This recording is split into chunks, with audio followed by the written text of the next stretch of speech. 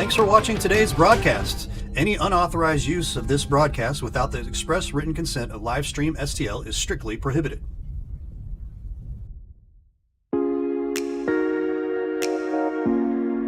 The BLITZ Dental Care Team consists of dedicated individuals who are caring, kind, and friendly. Our staff is here to ensure a pleasant experience during your visit to our office. Our team includes experienced and energetic people whose goal it is to communicate well with our patients and provide the best care possible. Providing preventative, restorative, and cosmetic care, schedule a visit by calling 636-937-3030 or find us on the web at breezedentalcare.com. Tire Bargains, your one-stop destination for all your vehicle's needs. Established in 1985, we offer the best deals on all major tire brands, custom wheels, and lift kits. But we do so much more than just make your vehicle look good. We also help make sure it rides and drives good by offering a full range of repair and inspection services, including alignments. Whether it's custom accessories or repair work, Tire Bargains has you covered. Tire Bargains is located at 2100 Truman Boulevard in Crystal City. Give us a call today at 636-937-0021. I'm Scott Seek, your local Edward Jones financial advisor. When we work together, we'll focus on what's important to you. We'll create a personalized financial strategy backed by our advice, tools, and resources to help you reach your goals. And we'll partner to help your strategy stay on track no matter what happens. Contact me today at 636-937-8081. Edward Jones, member SI. Mama's on the Hill, home of the original toasted ravioli. For reservations, gift cards, and banquet and catering inquiries, contact them at 314-776-3100, located at 2132 Edwards in St. Louis, Missouri. Check them out on the web on mamasonthehill.com. Follow them on Facebook and Instagram for exclusive holiday offers. Hi, this is Steve Curley at Master Tech Auto Glass. Response has been great to our new business, but remember, we're not new in the business of auto glass. We have over 20 years of experience in rock chip repair, full windshield replacement, and we also offer camera recalibration services to keep your safety features functioning properly. We're a family-owned business, and I sincerely ask that you give my wife, Amanda, and I the opportunity to earn your business.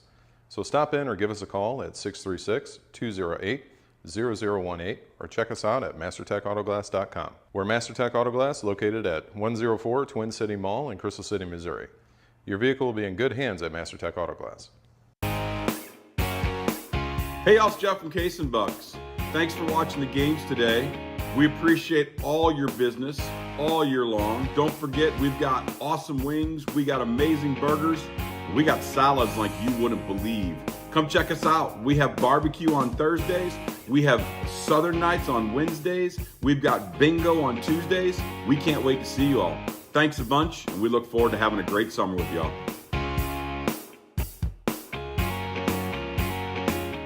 The House Bar and Grill at your Festus Pasta House is your place to watch all local high school sports live. That's right, I said live. Come in and enjoy all local high school sports brought to you live on our 5 big screen TVs from Livestream STL. Also enjoy our happy hour menu, which includes half-price pizzas, discounted appetizers, and drink specials. We are the best place to gather for your local high school sports, brought to you by Livestream STL at your Festus Pasta House on Highway A, where it's always a great time.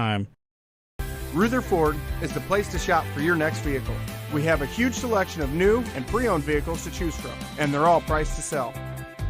Not in the market for a new car? We have a great service staff that can keep your car in top shape. Also, be sure to check out our parts department for your next car project. Once again, we're Ruther Ford off I-55, the Herculean Auto Mall. Family pride is driven home. Ruther Ford, Ruther.com. Looking to buy or sell a home? Stacy Miller of Berkshire Hathaway Home Services has you covered. She'll help you with every step of the process, from preparing your existing house for sale to using the latest tools and technology available in your search for a new home. Let Stacy put the resources of Berkshire Hathaway to work for you. In today's market, the choice of a realtor is more important than ever. Give Stacy Miller a call at 314-606-1007 or visit her website at stacyzmiller.com. At Girardi Agency Missouri Farm Bureau, we're dedicated to safeguarding your present and securing your future. Whether it's auto, home, life, health, or business insurance, we offer comprehensive coverage tailored to your needs. We would love the opportunity to earn your business. Our office has been located in Hillsborough for over 30 years. Please contact our office today for a quote. 636-797-5800. For some high school footballers, tonight will be the last time they play on their home field. They'll play for pride knowing they did their very best to help their school and their team. For other teams, playing for pride may be all that's left in a difficult season. For others, conference titles and district points are still up for grabs tonight. Indeed, for some high school footballers, tonight holds the promise of several more games with friends and family cheering you on. Regardless of the situation you find your team or favorite player in, we are delighted that you have joined us tonight. Good evening, everybody. I'm Jeff Whitener for the Friday Night Blitz on Livestream STL. Our game of the week features a Class 4 team hoping to end the regular season on a high note versus a Class 6 juggernaut. The 6-2 Festus Tigers play host to the 7-1 Jackson Indians. The Class 6 Indians are coming off a 48-20 Week 8 win over Holt, led by senior quarterback Adrian Fox. Jackson racked up 510 yards of total offense against Holt. At his disposal is a duo of big man, big play receivers in senior Blaine Harris and junior Kai Crow. In the backfield, freshman Jalen Hampton is a small, shifty runner who knows how to hide behind and use his blockers for big gains. This band of Indians have helped the Jackson offense scoring an average of 50 points per game. The Indians are firmly entrenched at the number 2 position in the Class 6 District 1 standings and will face Northwest in the opening round of the playoffs next week. For the Tigers, the Class 4 team's on a roll, having won their last 3 contests by a combined score of 133-27. Last week, they shut out the Farmington Knights at home by a score of 42-0. Our Coke Player of the Week, Hayden Bates, romped for 131 yards on 15 carries and recorded 3 touchdowns. 8 different runners rushed for a total of 334 Tiger yards. On the defensive side of the ball, Mason Shermer continues to be a tackling machine. The junior accounted for 14 tackles, 10 of which were solo. Over 1/3 of all Festus plays on defense had Shermer's stamp on them. Now, Festus wants to put forth a good effort tonight to show they can play with the larger schools. The Tigers are also locked in second place in their district and will host DeSoto in the first round next week. They feel they can have success running the ball tonight against the Indians' defense. Now, for Jackson, they'll use a balanced attack, and they're going to take several long shots downfield to check and challenge the Tigers' secondary. And this game should be a very interesting one for our viewers. In other local action, 3-5 DeBurgh hosts winless Bayless. Cavalier victory would give them a chance of hosting a first-round playoff game next week. 4-4 Eureka travels to 5-3 Hazelwood Central. 3-5 Grandview is at 4-4 Chaffee. 1-7 DeSoto heads to 6-2 Orchard Farm. Unbeaten Seckman is at 3-4 Webster Groves. 3-5 Fox hosts 4-4 Ladue. 3-5 Herky welcomes 6-2 Crystal City. 7-1 Hillsborough travels to 5-3 Poplar Bluff. 7-1 Jefferson heads to 5-3 St. Vincent with the I-55 conference title on the line. 3-5 Windsor hosts 0-8 Cuba, and 5-3 St. Pius is at 4-4 Perryville. It's a night of playing for pride, points, and titles. Which teams will get what they need? Stick around and find out. It's a Friday Night Blitz on Livestream STL.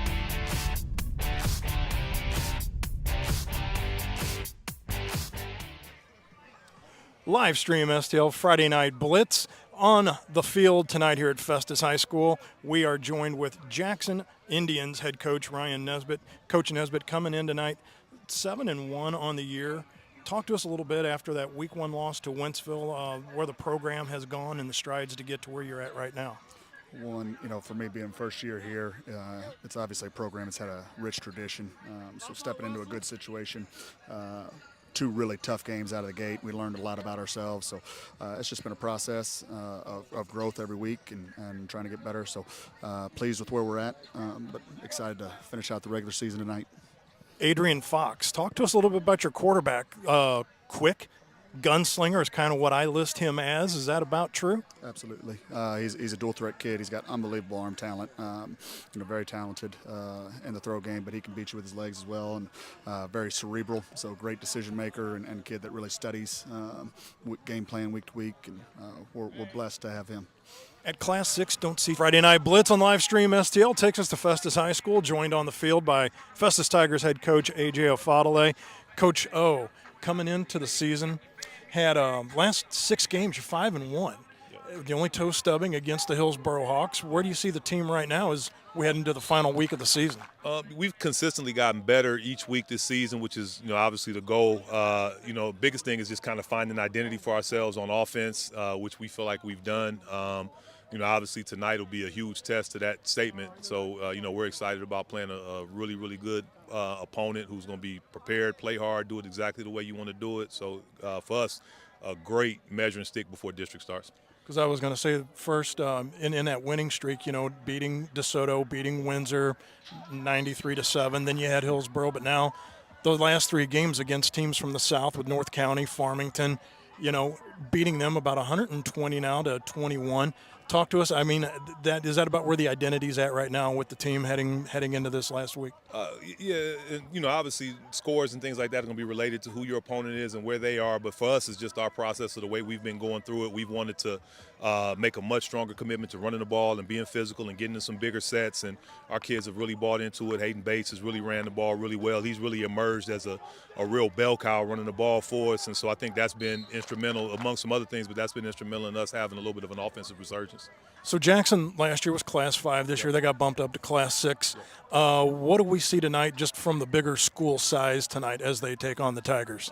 Well, the biggest thing with the bigger schools across the board, let alone a program like Jackson that regardless of class is going to be one of the top programs in the state every year, the depth, the number of physically developed players, typically going to be a lot more junior, senior heavy, not having to rely on as many young guys, although they got a fantastic young freshman running back, which really speaks volumes to what he is to be able to play this early in a program like this.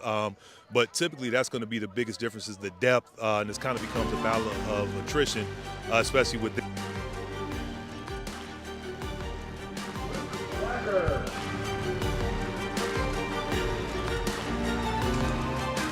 Good evening and welcome to Friday Night Blitz. We're going to get things started right away between the Jackson Indians and the Festus Tigers. Ray Halbrook along with Mr. Matt Bates and Mr. Austin Bearden all the way on the other end here for us, and we appreciate you being with us. And Matt, we've got just a quick second here before we get things started. Going to be a good test here for the Festus Tigers. Well, right now you have the defending. Last year they were the Class 5 state champions in the Jackson Indians. This year they got bumped up to Class 6. They are 7-1 on the season. They are the number 10 Class 6 school, and they are the number 4 team overall in the state of Missouri. Coming into tonight, Festus 6-2, 3-1 in the conference. They've got that locked up as Hillsboro will be the number 1 seed getting the bye week, and as Jeff had mentioned in the pregame, with Festus being 6-2, 3-1 in the conference, they should open up at home against 1-7 DeSoto Dragons. But tonight, as we bring Austin Bearden in tonight, fast-paced tempo game. This is going to be something that Festus, maybe outside of the Hillsboro game, they're going to get a real strong test of some big boy football tonight. Yeah, and I think Coach O said it best, right? It's a good test right before districts to see what you're made of. A team that you can see to the numbers right here, a lot of depth on the Jackson sideline, some older guys, juniors, seniors, and a lot of physicality on this sideline as well. So really good test going into districts and going to give Festus an opportunity to make any last-minute adjustments they see fit.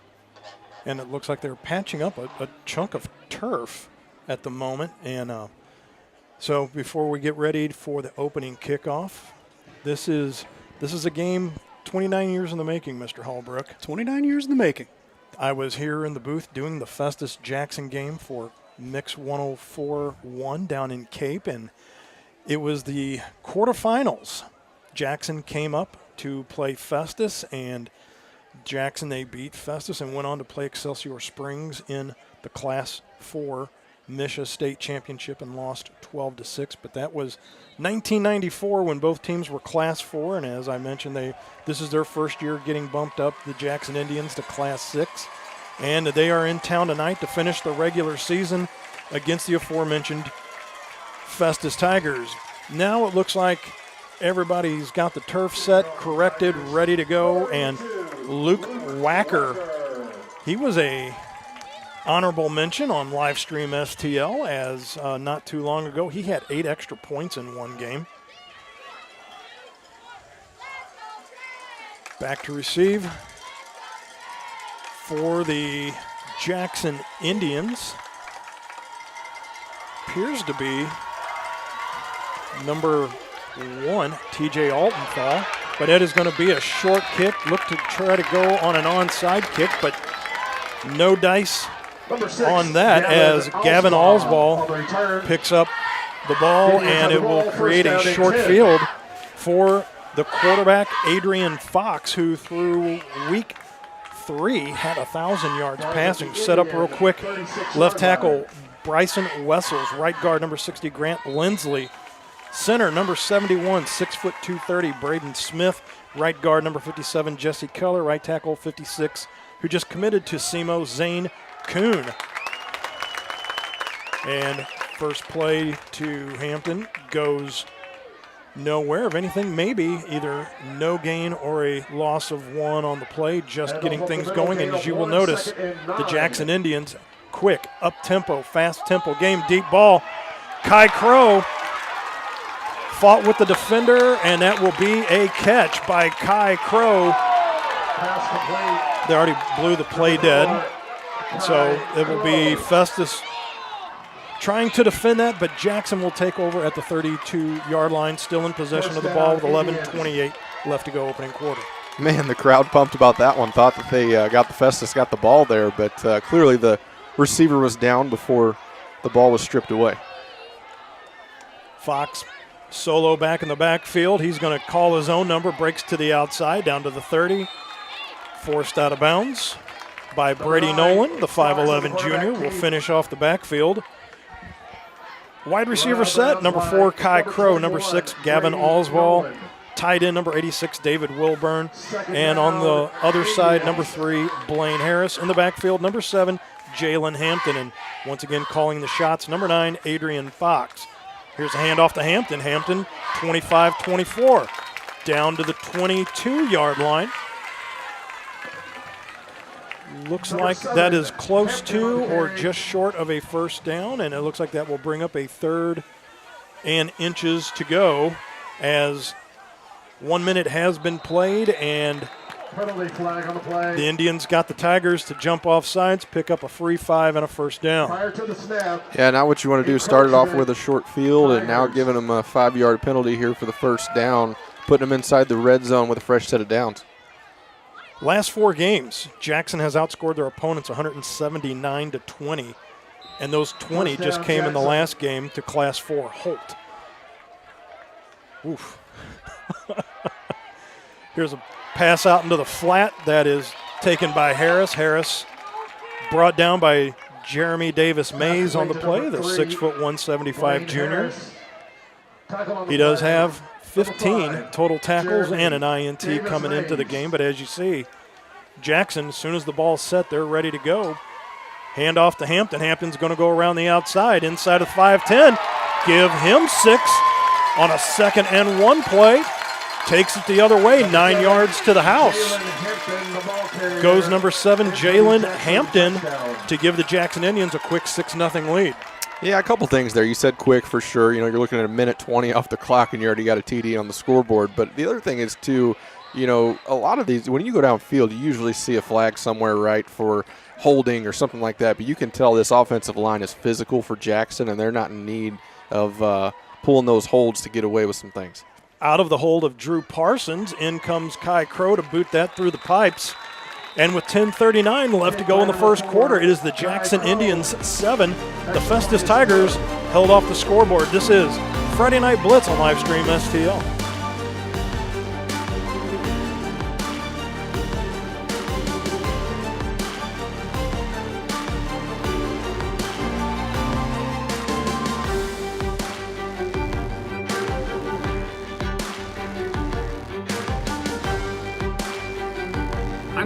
Seek, your local Edward Jones financial advisor. When we work together, we'll focus on what's important to you. We'll create a personalized financial strategy backed by our advice, tools, and resources to help you reach your goals.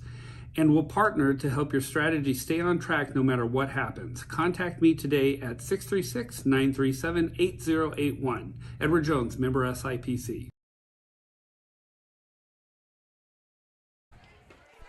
Kicking off will be number 4, Kai Crowe, Crowekai, Kai Crowe for the Jackson Indians. Back to receive will be number 4, Avery Edwards. Ball's going to go short. That's picked up by Bates. Bates brings it out to the 35-yard line, and that is where the Festus offense will take over at left tackle, number 53, Isaiah Desmarius. At left guard, number 69, Connor Rush. At center, number 56, Austin Shute. At right guard, number 70, Mason Winehouse, 5'11", 290. Ball's on the Festus 34-yard line. They had told me that Desmarius was going to be at right tackle. Now we got to figure out who the left tackle is because it can't have two 53s in one spot. But handoff to Bates. Bates is going to break out and just cannot turn the corner to get up. Number 14, Gavin Gilliams coming in to stop him on the play, finish off the wide receiver core. Number 17, Perry Parker. The halfback wing will be number 8, Deshaun Bridget. Number 3, Landon Yates. Number 19, Hayden Bates. In the backfield, number 10, Hayden, and that is Hunter, number 19 out there, and number 4, Avery Edwards.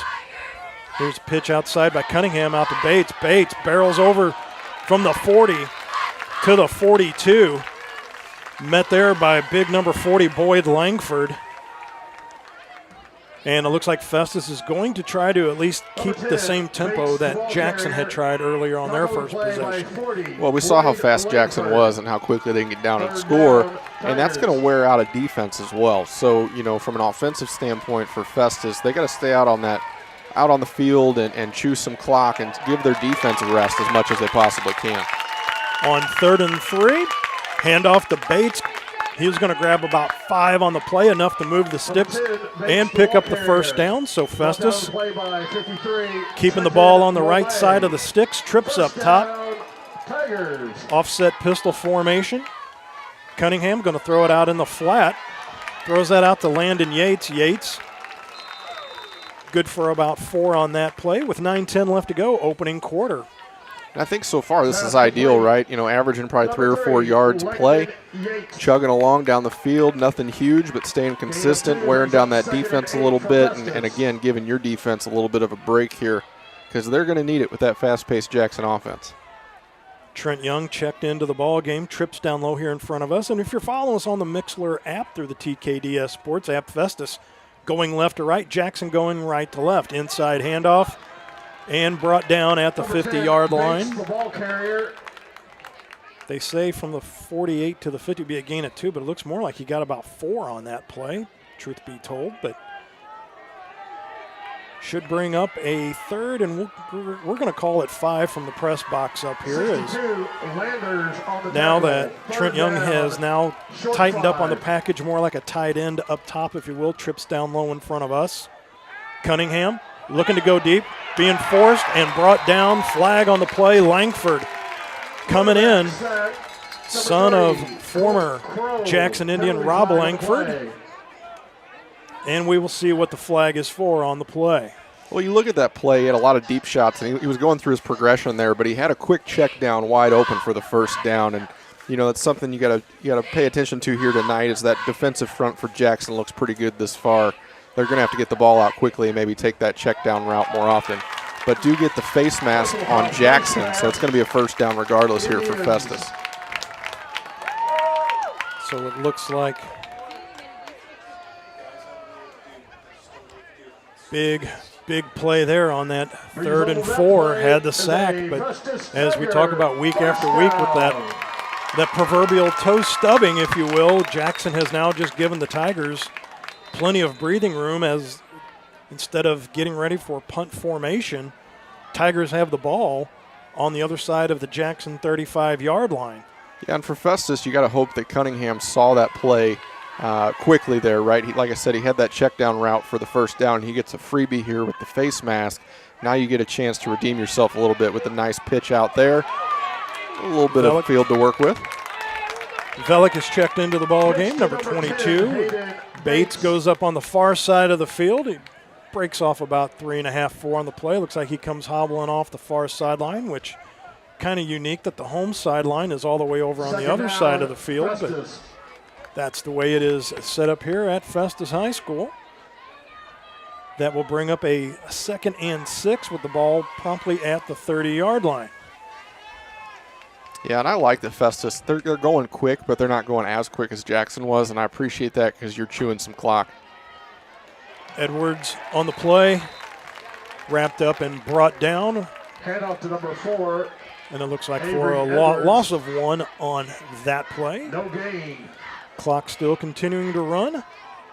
7:24 left to go opening quarter. I think that's their first negative play thus far. That is trips down low in front of us. That is Velick along with Landon Yates.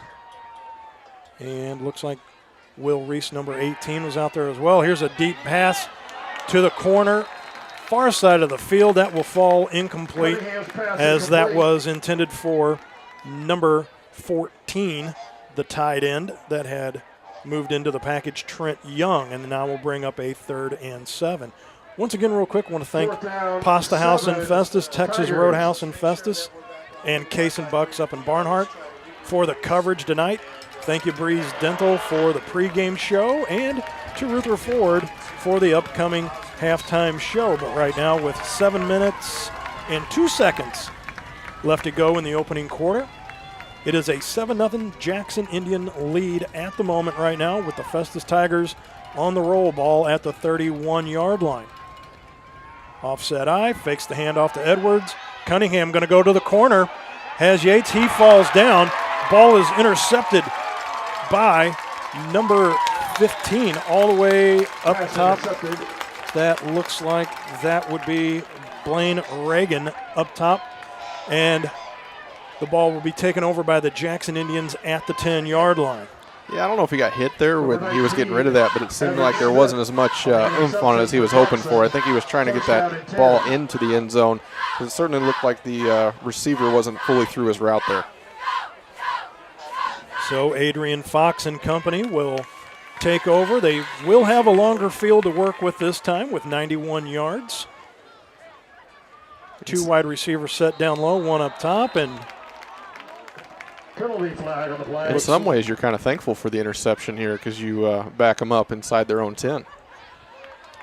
Trey Lacey up top, I guess. The wide receiver had moved, so Lacey went ahead, made contact to sell the deal, so it'll go from the 10 to the 5, or at least my old herky math would make me deduce that information. That makes 3 of us in the booth. Here's Fox in the end zone being hounded. Throws it out to the far side to All's ball, but gets out of harm's way. Avoids getting the safety in the end zone as pressure was being put on. Yeah, and you got to think they're going to probably run the ball here, get a few yards, get out of the backfield, and then they're probably going to go for another one of those long shots like they had success on their first drive. Looks like the 6'2", 290 junior, Rob Turner, big number 90, up front, was in there creating havoc for Fox in the backfield, who's now going to be solo, just out of the end zone, throws up top, out into the flat, has a couple blockers. That will be Blaine Harris on the catch. That was a pretty impressive high school wide receiver screen there. Really allowed that play to develop, was looking left and ends up dumping it off right. Really nice blocking over there and able to get through a couple tackles. Rolls out near flat to us and is incomplete, as Mr. Official is saying that Harris had trapped the ball. The 6'3" senior. It's a lot of hand and a lot of arm to get underneath that. But refs are closer to that than we are, but that was a big incomplete pass as that now brings up a 4th and 6 from Jackson's own 14-yard line, and Kai Crow will be punting out of his own end zone. So throw on the coach's hat here real quick. Do you want to put any pressure on this particular punt? Or do we want to just play the field position game, Coach Bearden? I think you get back there. I mean, they had some success on that first passing attempt by Sampson to get in the backfield and almost create a safety. So why not get some pressure and see what you can do? Landon Yates back to get Crow's punt right to him at their own 48-yard line. He cuts it up to the 40, 30, call it the 36-yard line, stopped just before the 35, and that is where, once again, Festus will take over. We, again, like to thank Pasta House. Phone number 636-725-0300. PastaHouse.com. Texas Roadhouse 636-330-0512. And Case and Bucks up in Barnhart 636-464-0110. Or go to caseandbucksbarnhart.com. Once again, those 3 sponsors airing our games tonight in their establishments. And if you saw upon further review, our weekly show that Ray and I are involved with, along with Jeff Whitener, we were up at live from Case and Bucks and Barnhart. Cunningham going to call his own number, gets a gain of about 1 on that play. The line judge here on our near side still getting an earful from Jackson's coaching staff on that trapped catch, not catch there that got called. They are not happy about it at all. Head coach Ryan Nesbitt. First year with Jackson.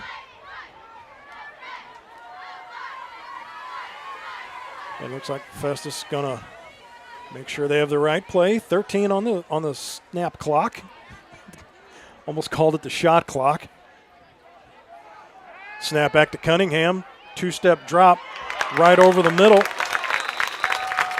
That will go to Parker Perry, number 17, right over the middle, into the middle of the field. Takes him down to the 25-yard line. So right at 10 yards at the sticks. Nice job by Perry to just pick up the necessary yardage to keep the sticks moving. Once again, keep the clock moving at 5:10 left to go. Opening quarter. Even though they're down 7-0 here, how long have they held the ball in this quarter? You gotta count that as a win. Their defense hasn't been out on the field as much as we may have thought from that first drive. Fakes the handoff. Almost. Woo, I'm telling you right now. That was big number 13, Cole Gieser. Looked like he was torn between 2 lovers on that play. Played the ball, but could also have gone for the pick 6 on that.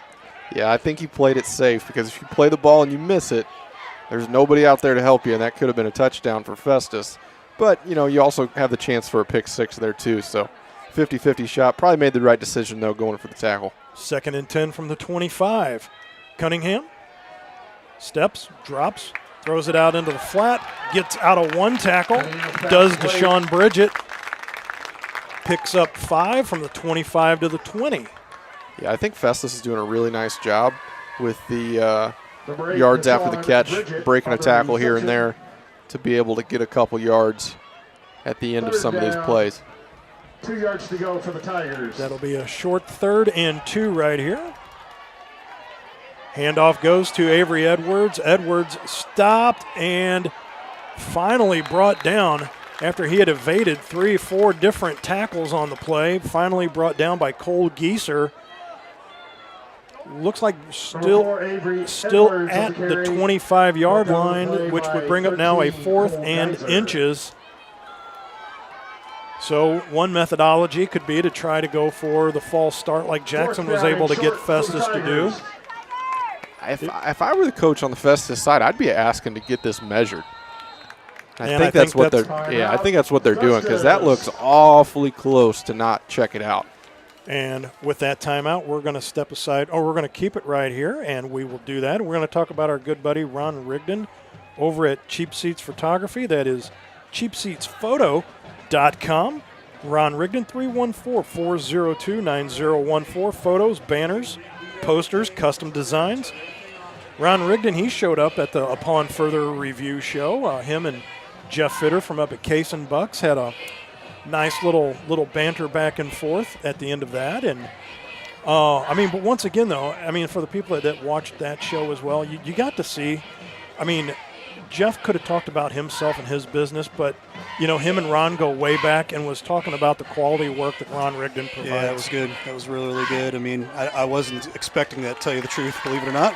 Well, and I don't think Ron was either, because you were going to give both of them a chance to talk about what they had going on. And Mr. Fitter had nothing but nice praises and kind words from Mr. Rigdon at Cheap Seats Photography, cheapseatsphoto.com. Here is Cunningham calling out the play. High snap back to him. Does get the first down, which is just what they were needing. Marcus Cutzinger, big defensive lineman, able to bring Cunningham down, but not after he takes it down to the 14-yard line. So big gain of 4, even though he needed a couple inches. And it was a nice job of recovering from the high snap. 2 wide receivers up top, 1 down low, which would be Perry. Edwards in the backfield, another high snap brought down by Cunningham. Throws into the flat. That is number 88, Tyson Ford out there, a man on his own island.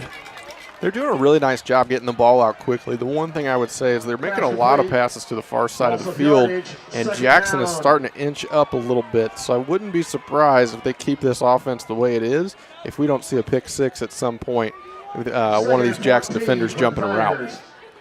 So now they're going to bring Young back in at the tight end part of the package. 2 wide receivers down low, Yates and Perry. They're going to go up top with a couple yards on that particular play. Pass complete. Number 8, Deshaun Bridget. Same deal right there, right? Really nice tackle. Really nice job. 3rd down and 9 for the Tigers. Does Cunningham maybe fake to just one side of the field and go back to the other? It seems like once he gets his mindset on going to a particular side of the field, he gets under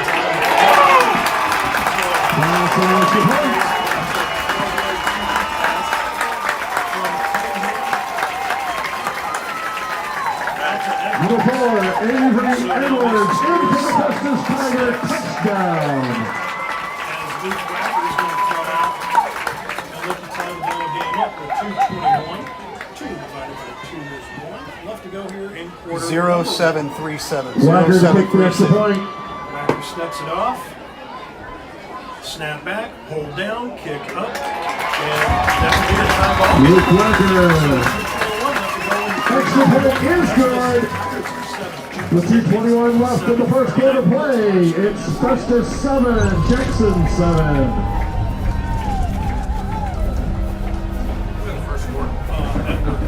The House Bar and Grill at your Festus Pasta House is your place to watch all local high school sports live. That's right, I said live. Come in and enjoy all local high school sports brought to you live on our 5 big screen TVs from Livestream STL. Also enjoy our happy hour menu, which includes full-price pizzas, discounted appetizers, and drink specials. We are the best place to gather for your local high school sports, brought to you by Livestream STL at your Festus Pasta House on Highway 8. Kicking off for the Tigers, number 82, Luke Wacker.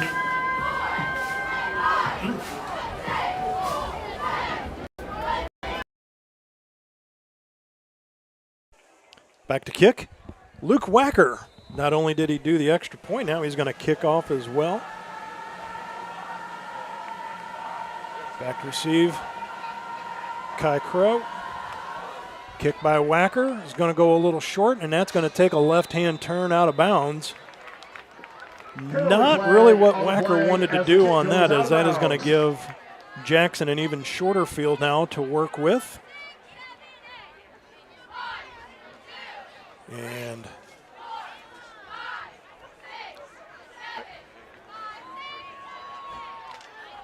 no time comes off the clock on that, but it looks like that the Indians will get the ball at the 35-yard line. Yeah, good kick there, better than the last one. The last one gave him a short field, but then you kick it out of bounds, so you're really back to where you were.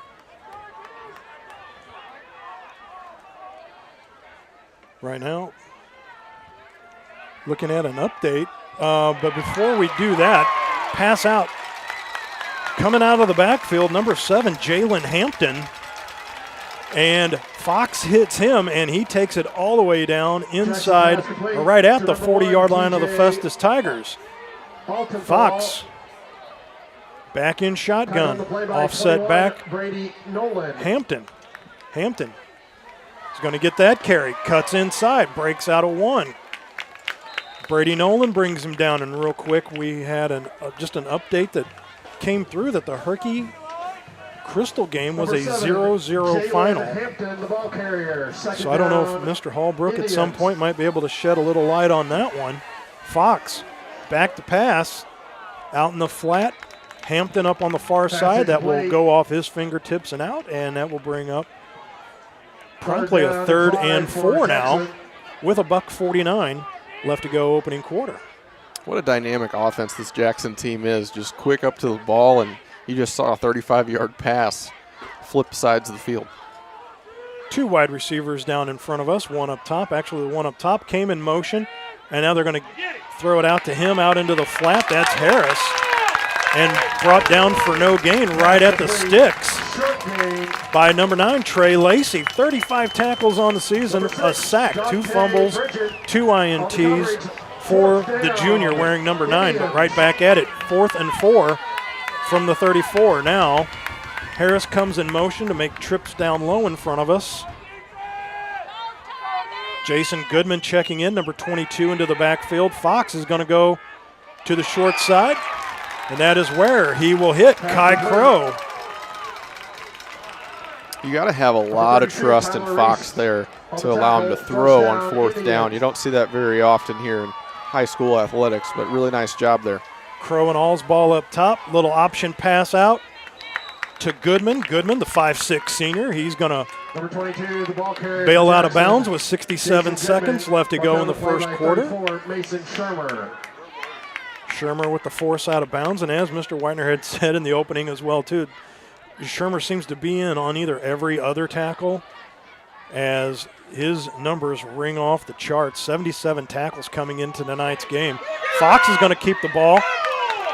Brought down by 2. Number 9, Adrian Fox. One of them being number 90. Once again, Big Rob Turner, 6 foot 290 junior. On the play by 34 Shermer. Festus defensive line doing a really nice job of getting pressure.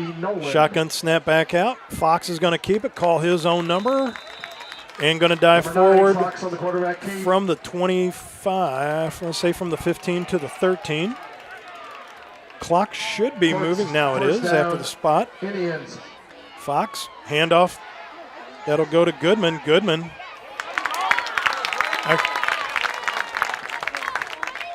Number 7. Actually, Hampton on carry.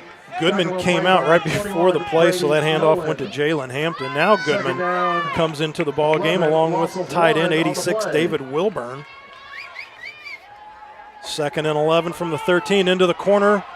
Pass is caught, and that is a touchdown with 13 and a half seconds left. 2nd and 11 from the 13. That will be a touchdown pass from Fox to Kai Crow. So Crow going to come right out of catching the touchdown to kicking the extra point now. Out of the hold of the sophomore, Drew Parsons. Crow, kick up, kick good. Again, with 13 and a half seconds left to go in the first quarter. Jackson Indians 13, Festus Tigers 7. This is Friday Night Blitz, live stream STL. Festus Pasta House is your place to watch all local high school sports live. That's right, I said live. Come in and enjoy all local high school sports brought to you live on our 5 big screen TVs from Livestream STL. Also enjoy our happy hour menu, which includes half-price pizzas, discounted appetizers, and drink specials. We are the best place to gather for your local high school sports, brought to you by Livestream STL at your Festus Pasta House on Highway A, where it's always a great time.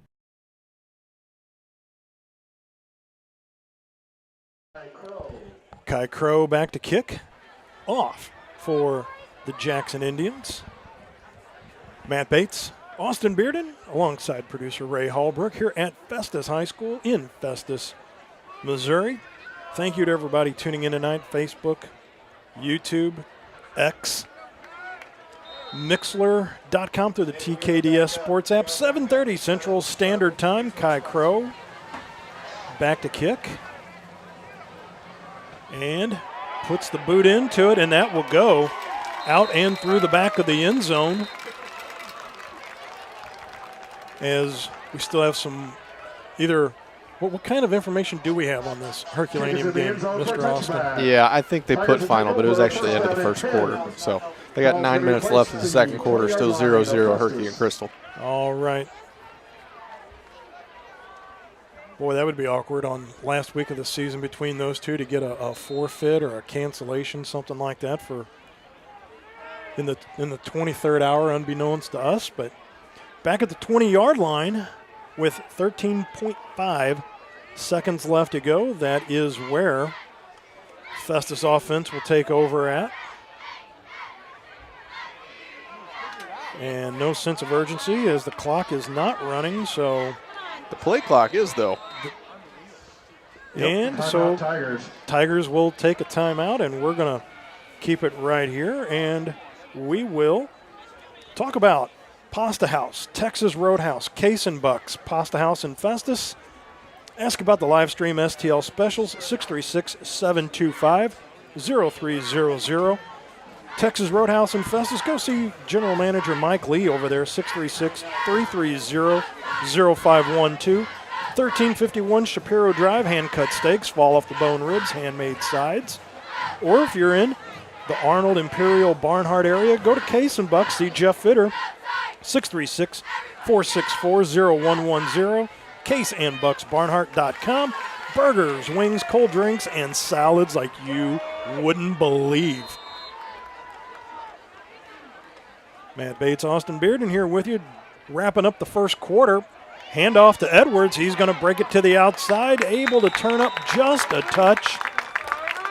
Stopped at the 27-yard line with 8.1 seconds left to go. And that was Gavin Gilliams on the tackle. So 2nd and 2 from the 28. Something worth noting here. It took them a minute to line up there on that last play, so they had to burn their second timeout. So only one timeout left in the half for Festus. We'll see if that comes back to haunt them at the end of the second quarter. Offset pistol. Got some commentators right below us. Everybody looking to add their 2 cents. Here's a pass over the middle. Going across the field is, as time runs out, trying to make that number out. That is number 18. That would be Will Reese to end the quarter at the 35-yard line. So a gain of 7 on that catch. And so with us now entering the second quarter, this is Friday Night Blitz on Livestream STL.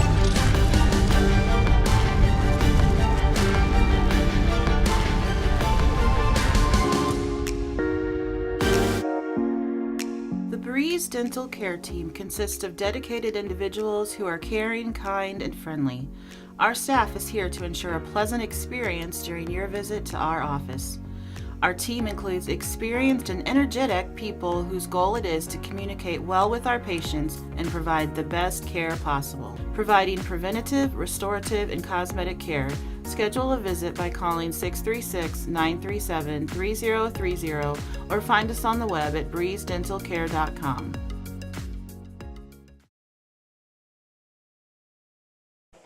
Big thanks to Jane Breeze over at Breeze Dental Care. That is breezedentalcare.com, 636-937-3030.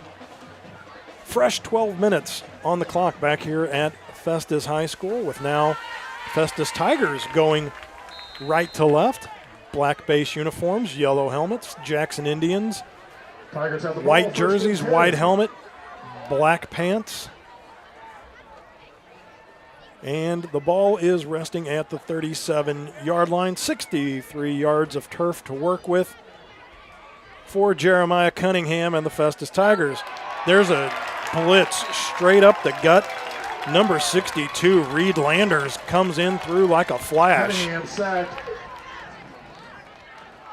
Wasted no time getting through that. They call that the A gap. And that one hurts to start off the Second quarter here for Festus. Second down and long for the Tigers. 6'1", 250, coming right up the gut at you.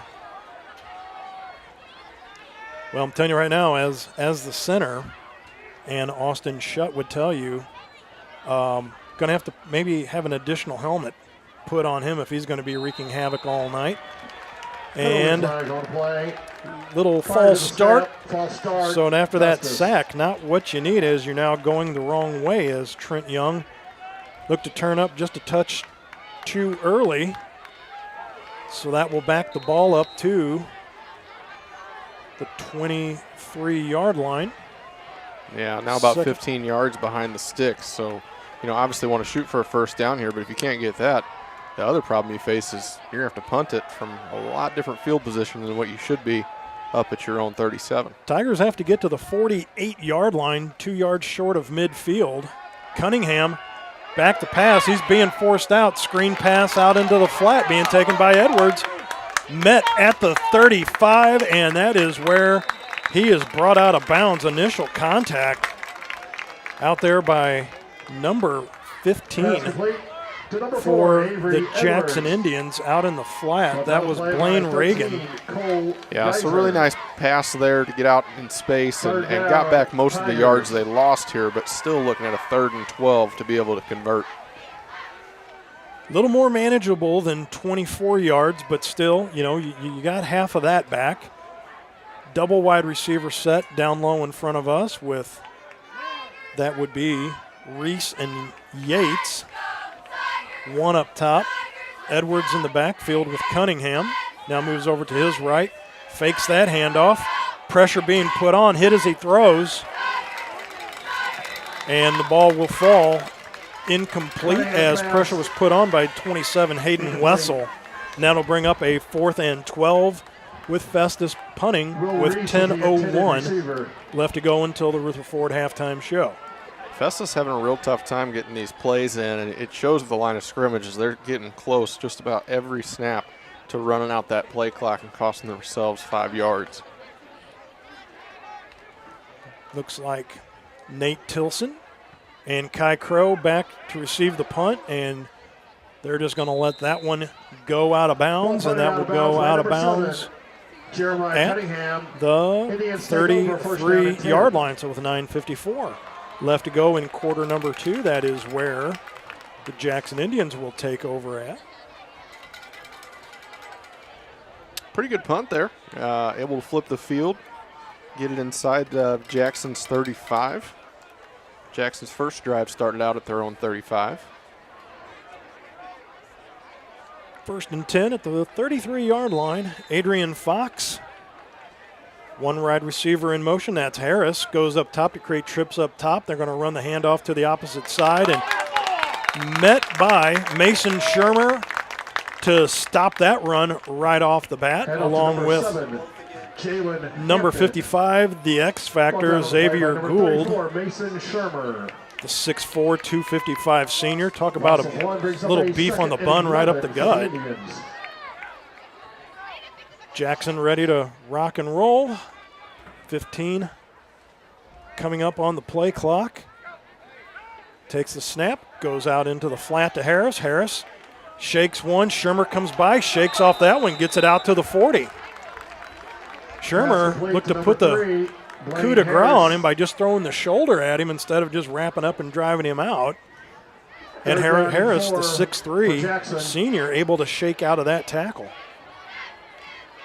You said it before the game, and you weren't kidding. This is a lot like the Tennessee Vols offense, just fast pace, ready to go at the line of scrimmage. Fox brought it down, called his own number, and at some point they could blow the whistle. Brought down promptly at the 40-yard line, so that should bring up a 4th and 4, exactly 9 minutes and counting. So it does look like Coach Nesbitt will call out the punt troops. And Kai Crow will set up at his own 24-yard line and look to bomb one away to the Tigers. And this is a huge stand here by Festus on defense as they're going to get this ball back with 8.5 left in the half, with a chance to go down and score and tie it up, maybe even get to touch the ball again after they score, pending they do. Here is Snap back. Punt by Crow, end over end. That will just stop, kick back up, and that will be stopped at out there by number 13, Cole Geezer. Ball's going to be placed at their own 25-yard line. So good field position, as you had indicated, and that they will at the 40. Yeah, we'll call it. No, they're going to mark it now back to the 35-yard line. But either way, still, only. What is that, 65 yards to go? So, again, short field to work with. And more time on the clock that Festus's offense, again, in a time of possession game, they're definitely winning that. Now they just need to see some points on the scoreboard, doing a good job keeping their defense off of the field. Parker Perry down low, but they're going to hand it off to Edwards. Edwards met, hit, and wrapped up. Leading the way would be big number 34 up the middle. That is Devin Haupt, H-A-U-P-T. And I mean, so far, I think there's definitely a little bit higher physicality, I would say, on the Jackson side. But if you would have told me before this one that this is a Class 6 against Class 4 team, I don't think you would know it. Really competitive game thus far, and Festus is showing up well.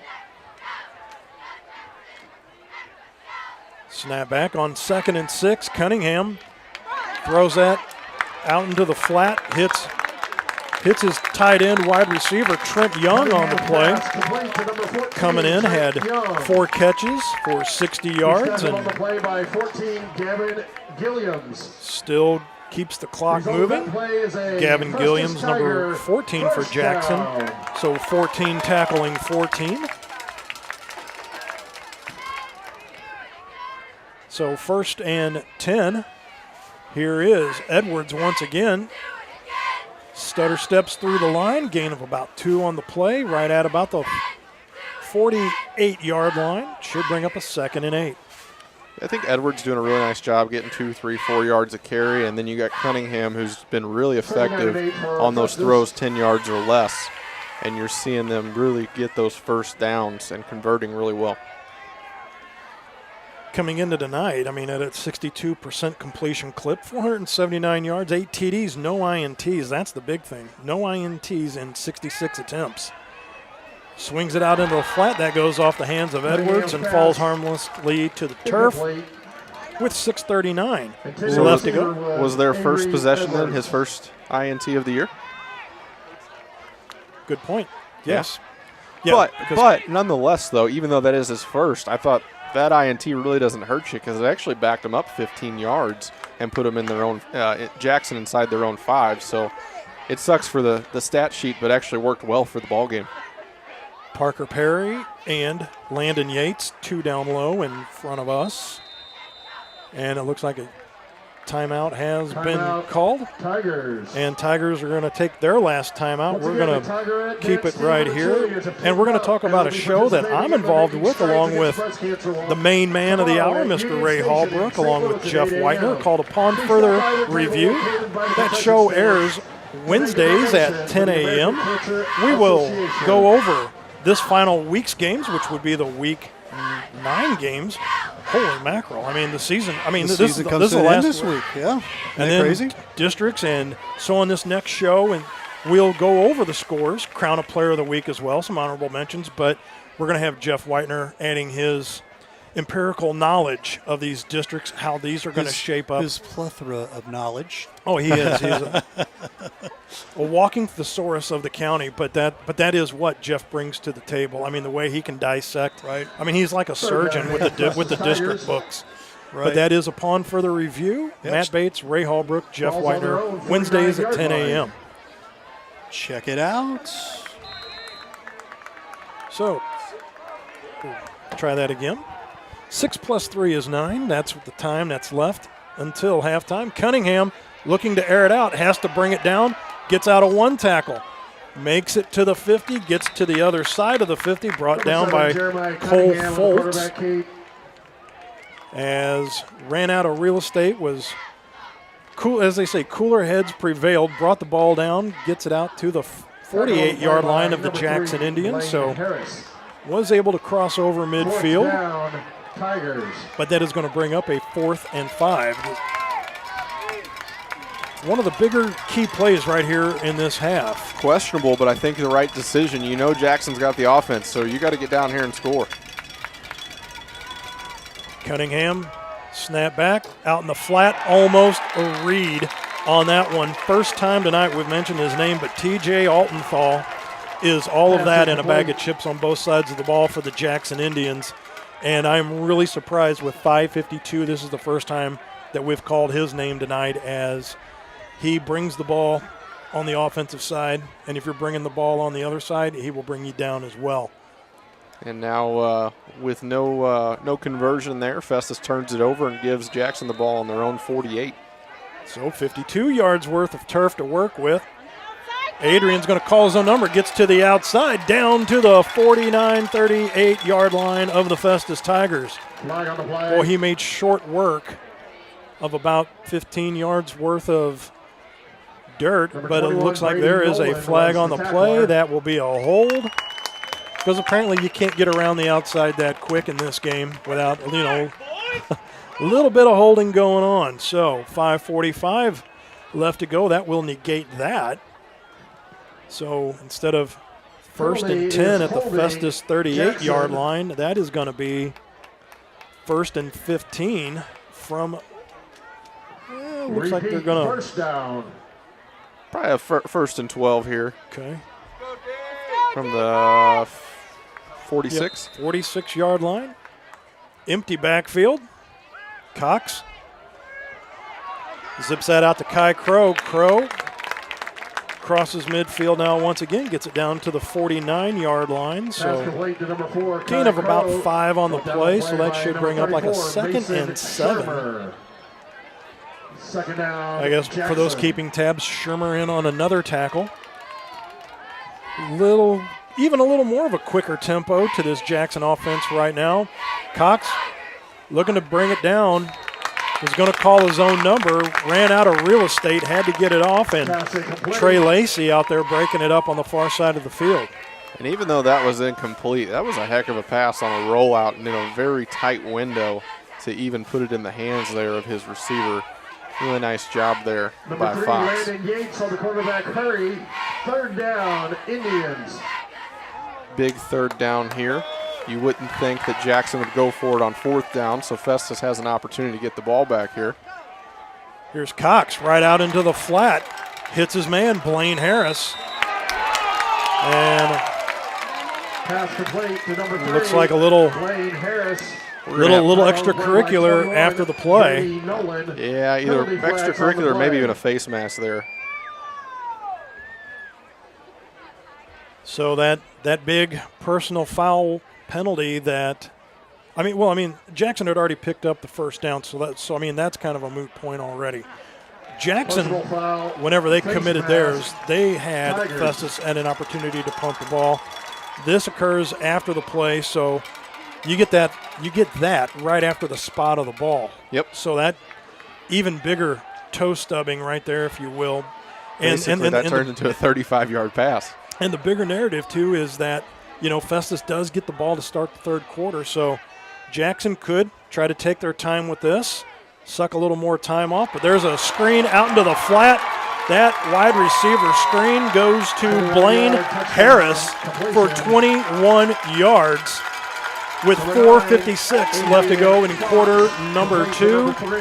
Cox just brought the ball down, checked to see which receiver he wanted out of the triple set package. He said, I will go with the 6'3", number 3, Blaine Harris. Will be number 4, Kai Crow. So apparently they're not going to chew off any more time. They're going to make short work of that. Kai Crow out of the hold of Parsons.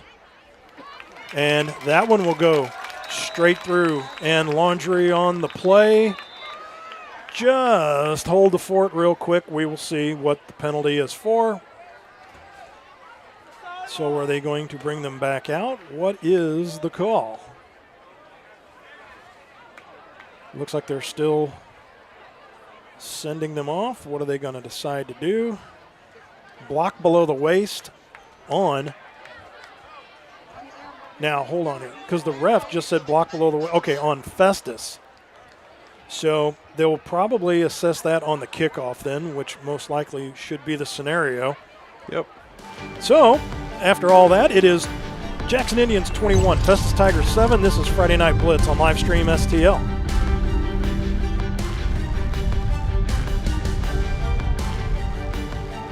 Rutherford is the place to shop for your next vehicle. We have a huge selection of new and pre-owned vehicles to choose from, and they're all priced to sell. Not in the market for a new car? We have a great service staff that can keep your car in top shape. Also, be sure to check out our parts department for your next car project. Once again, we're Rutherford off I-55, the Herculean Auto Mall. Family pride is driven home. Rutherford, Ruther.com.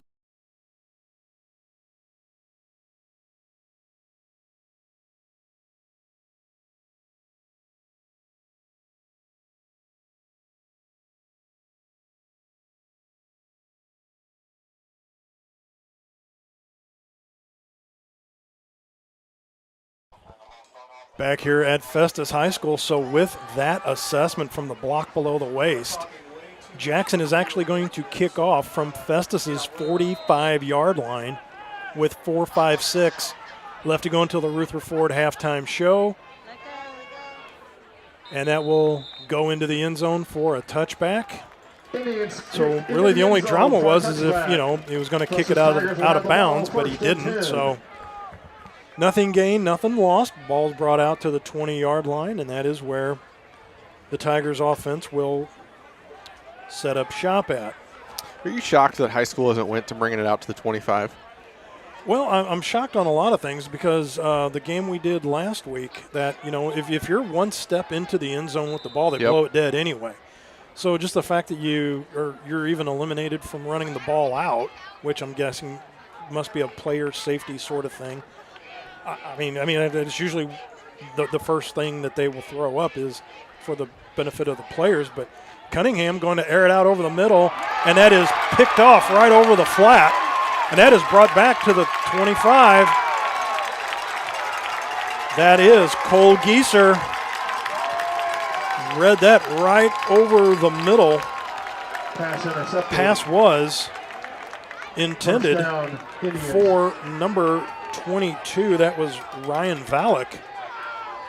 Going back to that kickoff deal real quick, you know, when you're thinking about player safety, I think right move, but only makes more reason to bring the ball up to 25 because you're not giving the receiver the option to get yardage. So to stop him at the 20 when, you know, you see college football and professional football coming up to 25 nowadays, it's kind of odd that high school's still at the 20. I totally agree with that. That is Fox calling his own number, and that's Adrian Fox on the quarterback key. Have you along for a little soapbox because I would like to bring that along because I think in the pro game, since everything's kicked through the through the uprights almost on the opening kickoff, you do that and don't give the other team to bring the ball out. Ball comes out to the 45. Inside handoff fake goes to his tight end Wilburn. Wilburn met and wrapped up after a gain of about 8.5, 9 on that play. Clock will continue to run now with just a couple ticks above 4 minutes until the Rutherford halftime show. You know, you mentioned there that you thought Jackson would go a little bit slower, eat up the clock to end the half. And what I was thinking is they'd go even faster because they had a lot of belief they'd get that ball back. I don't think they predicted an interception, but I think they believed that they were going to get that ball back quickly and we're going to have another shot to score. And here they are, and really as fast as their offense is, they might get another shot if they score here. And it looks like that will be a 4th down and short as there's a timeout for measurement. Would like to thank a couple of the other sponsors. How about Mama's on the Hill, home of the toasted raviolis, mamasonthehill.com, 314-776-3300, gift cards, reservations, dining, catering, authentic handmade food, 2132 Edwards on the Hill, Facebook, Instagram, or X. 4th down. So they are going to rule that as a 4th down play now, as maybe try to get Festus to bite on a adjusted snap call. Looks like Fox is coming out with 10 left on the play clock. And are they just going to wait? Yeah, they're going to, looks like Coach Nesbitt, they're going to call a timeout now. And we will take a break with 3:16 left to go until halftime. Jackson Indians 21, Festus Tigers 7. This is Friday Night Blitz on live stream STL.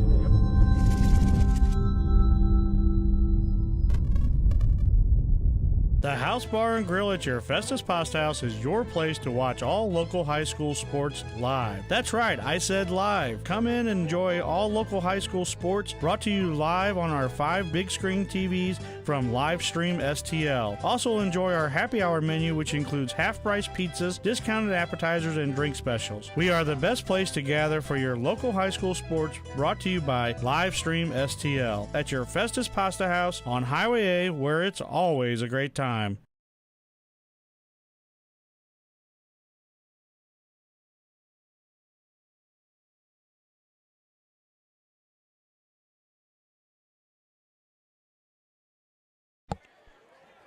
3:16 left to go here at Festus High School. Direct snap back to TJ Altenthal. And number 9, Adrian Fox. Actually, the ball was a direct snap back to Altenthal. I don't know if you can hear the announcer over the top, but Altenthal picks up the necessary yardage.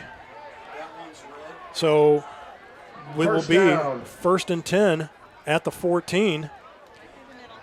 Handoff to Hampton. Hampton takes it all the way down to the 4-yard line. Jalen Hampton, the ball carrier. Give him a gain of 8 on the play. And Yates saved a touchdown there for Festus. Hampton in the backfield. They're going to give it to him. He goes up and through once again on a 2nd and 3 from the 5. 5-yard touchdown run by Jalen Hampton. His second one of the evening now increases the lead to 27-7 for the Jackson Indians with 2:49 left to go in the opening half. Waiting for the PAT from Kai Crow out of the hold of Drew Parsons.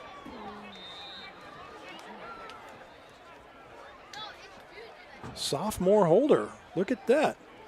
Crow up and through and true. So with the score, Jackson Indians 28, Festus Tigers 7. We will be back with more Friday Night Blitz right here on Livestream STL.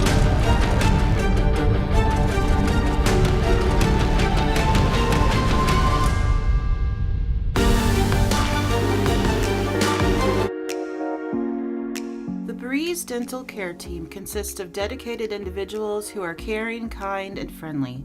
Our staff is here to ensure a pleasant experience during your visit to our office.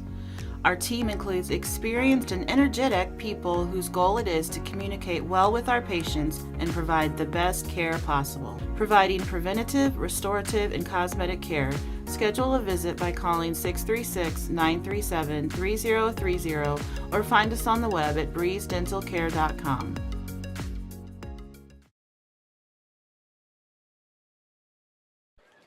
Kai Crow set to kick off for the Jackson Indians, who now have opened up a 28-7 lead. And, you know, and as you had mentioned, as I was talking, you know, off camera early on, that, you know, this is a fast offense. And, boy, I'm telling you what, they're making short work of these last couple possessions. And that kick will go through and should be blown dead, and it will be. Yeah, I think Festus, obviously you want to get down here and score in this last 2 minutes and 49 seconds, but if you can't, the number one goal here is just to keep the ball in your possession, because if Jackson gets this ball back, I mean, absolutely they've got another shot to score. I don't care if there's 30 seconds on the clock. Because Coach O right now, I mean, Festus coach speak has got to be, we need this possession. And we've got to put points up on it. And if we could do that with running the clock out, Festus gets the ball to start the third quarter. Yep. So, you know, a chance to get 2 scores here would definitely do some damage to the lead that Jackson has now opened up. Edwards tries to get out to the flat, is not able to get out of the grasp of Gavin Gilliams, the big senior up top. And it looks like there has been a timeout taken by the Jackson Indians with 2:38 left to go until halftime, and we're going to keep it right here. And a couple sponsors real quick just to thank. How about Nicole Girardi, Stacy Miller at Berkshire Hathaway. Master Tech Auto Glass. See Nicole Girardi, Farm Bureau Insurance out in Hillsboro. That's 636-797-5800. Stacy Miller with Berkshire Hathaway, StacyZMiller.com, 314-606-1007, or MasterTechAutoGlass.com, MasterTech Auto Glass in Crystal City. Steve and Amanda Curley, they've been doing this for over 20 years. 636-208-0018, windshield replacement, crack repair, 104 Twin City Mall in Crystal City. So with 2:38, 2 cubed is 8. Left to go until the Rutherford halftime show. Real quick before the snap, Mr. Austin, I mean, kind of the same thought process here that Jackson looking to be calling the timeouts possibly to see if they can get this ball back once again. Is that about the mindset you would see too? Yeah, Jackson's got one more timeout, so they'll get that, and then they'll have to let the ball, pending they can obviously hold Festus, they'll have to let one play run out. But once that play runs out, I mean, they could have the ball back in their hands with a minute and a half or so on the clock. Trips down low. They're going to go to the back. Edwards out into the flat. He's met and brought down by Reagan once again. Number 4. So that will now bring up Edwards. a third down. Third and about 4. Call it 4.5. Tackle on the play by number 19. Yeah, so Jackson's going to let this one run, and then if they stop them, they have one timeout to go ahead and stop the clock. So 2 wide receivers up top. There's a third one in the package. That's the tight end, Trent Young. He's going to come in tight. 1 down low. Edwards in the backfield. Cunningham going to hand it off to Edwards. Edwards is going to get the first down. Moves the chains. And Jackson will go ahead. Oh, the timeout is just taken for the spot. There was not a timeout taken. That's just an official timeout to spot the ball.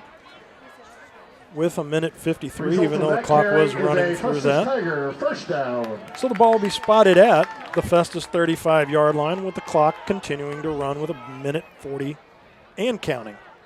Yeah, and for Festus, that first down is absolutely critical right there because now you get to keep the ball in your possession pending a turnover. And a lot of things went wrong on that particular play. Had Flag on the play. Will Reese down low, Prior to the snap, and then you had Festus. a false start coming through. Looks like Trent Young just can't get on page, get in sync right now. And, you know, with this big possession right here before halftime, you know, and the last week of the regular season, should be on the same page by now, wouldn't you think? Yeah, I mean, I'm sure Festus is exhausted right now as much as Jackson's been running them up and down the field, and I know some guys are playing both sides of the ball, so that probably plays a factor here. End around handoff to Yates. Yates had the ball pop out of his hand. He does corral it, is able to get out to the 33-yard line, and so somehow on a first and 15, he gets a couple yards out of that to make a little something out of nothing. But now with exactly 1 minute left to go until halftime, Festus not really chewing off many yards to put any points up on this possession unless Coach Afadale is looking to have a big play coming up, because you're really going to have to use, with no timeouts, a lot of sideline work. So here is Cunningham. One back in the backfield would be Edwards. Now it's a little screen pass out to Edwards. Gets it at the 45, down to the 40. Trying to get out of bounds. He's wrapped up and brought out of bounds by Reed Landers and company on the far side of the field with 31.7 left to go in this half. But still going to bring up a 3rd and 5. I think smart move with the screen. You know, obviously Cunningham's done a really nice job with the intermediate pass, 10 yards or less, really effective. But when you think about the long shots they've taken, one was an interception and a couple others weren't very pretty. So probably a smart move to keep the short game, see if you can get some guys in space and make something happen. Otherwise, take it to the half and know you're getting the ball back here in the second half of this one. Instead of asking, like, you know, when are they going to put points up on this drive, just kill the time off and just look to get the ball to open up the third quarter. Well, here's Edwards. Basically had a loss of 5, is able to get back to the 40, and that is a timeout taken by the Jackson Indians with 22.9 seconds left to go, and that is going to bring up a crucial 4th and 5 as Jackson's still looking to get the ball back here. at least to make something out of nothing. Mr. Ray, what do we have, sir? Taking a look over at our live stream STL South game right now, DeBerg up 47-6, and there's still 10 minutes to go in the fourth quarter. So looks like DeBergs are going to end up with a pretty great season for them. They've been 0 for like 4 years in a row.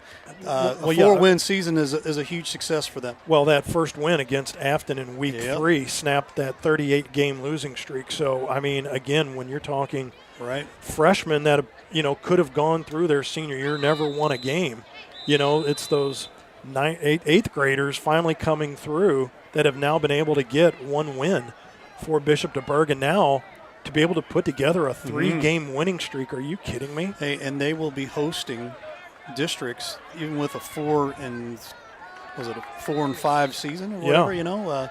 They'll be playing Lutheran South more than likely. 3rd and 5, 4th and down, and then they are going to punt are the Festus Tigers.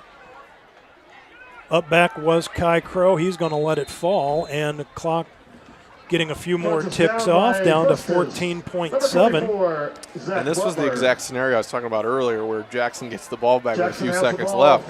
Yeah, it's only 14 seconds on the clock, but we've seen what Jackson can do with the deep ball. I would say they've probably got 2 deep shots they can take. You beat a corner, it could get a little rough here for Festus. If I'm calling defense here, I'm getting some safeties deep, but I don't really see that here. Well, you can knock off 2 passes out into the flat, but they're going to go with an inside handoff here to Hampton. Hampton handoff to number 7 is just going to let the clock run out, and that is where we're going to enter the Ruther Ford halftime show with the Jackson Indians up on top 28-7 over the Festus Tigers. This is the Ruther Ford halftime show, Friday Night Blitz, live stream STL.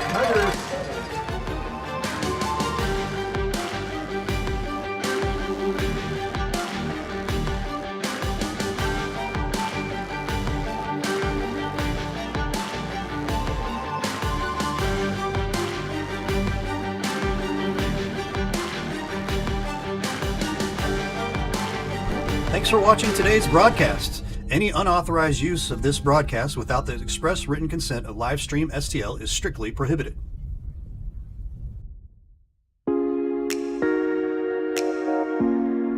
The Breeze Dental Care Team consists of dedicated individuals who are caring, kind, and friendly. Our staff is here to ensure a pleasant experience during your visit to our office. Our team includes experienced and energetic people whose goal it is to communicate well with our patients and provide the best care possible. Providing preventative, restorative, and cosmetic care. Schedule a visit by calling 636-937-3030 or find us on the web at breezedentalcare.com.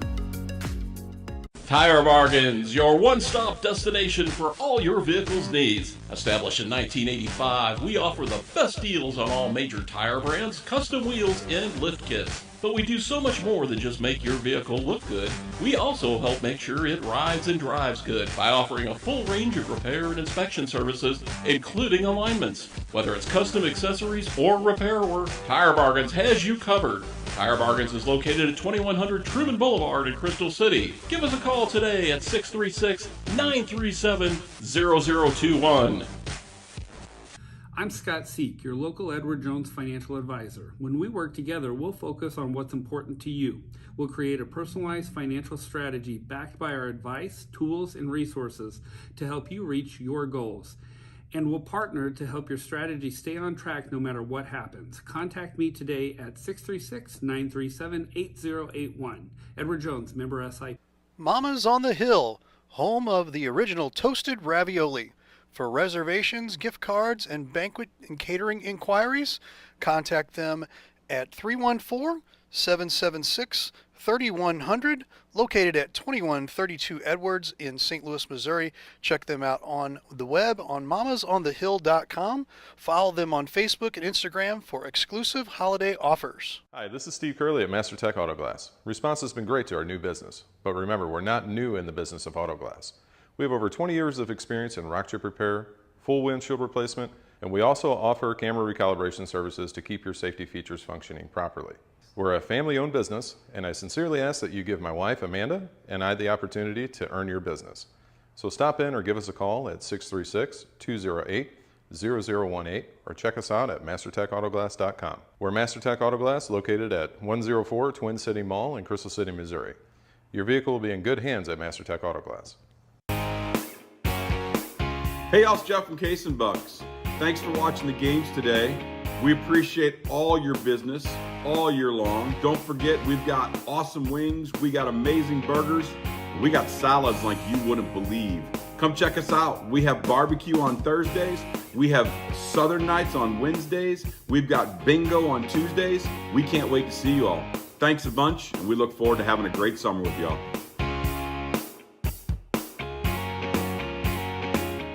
The House Bar and Grill at your Festus Pasta House is your place to watch all local high school sports live. That's right, I said live. Come in and enjoy all local high school sports brought to you live on our 5 big screen TVs from Livestream STL. Also enjoy our happy hour menu, which includes half-price pizzas, discounted appetizers, and drink specials. We are the best place to gather for your local high school sports, brought to you by Livestream STL at your Festus Pasta House on Highway A, where it's always a great time.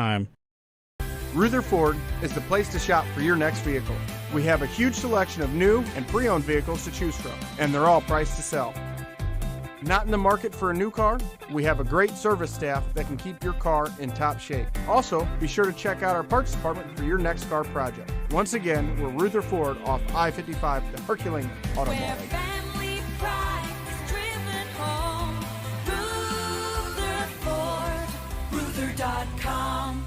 Looking to buy or sell a home? Stacy Miller of Berkshire Hathaway Home Services has you covered. She'll help you with every step of the process, from preparing your existing house for sale to using the latest tools and technology available in your search for a new home. Let Stacy put the resources of Berkshire Hathaway to work for you. In today's market, the choice of a realtor is more important than ever. Give Stacy Miller a call at 314-606-1007 or visit her website at stacyzmiller.com.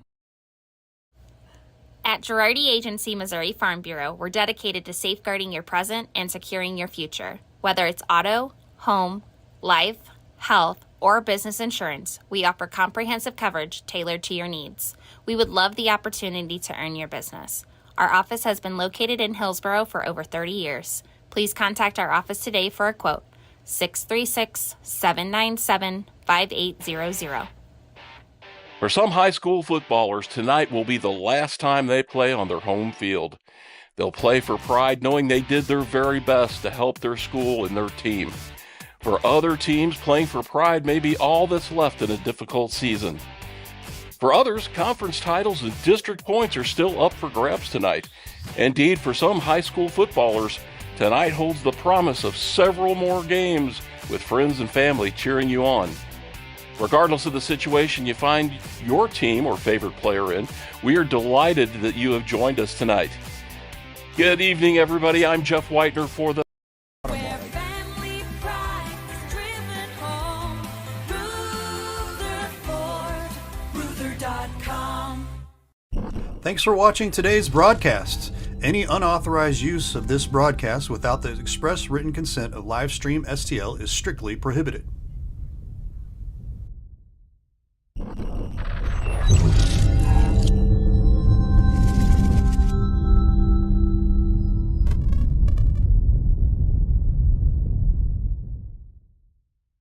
Rutherford is the place to shop for your next vehicle.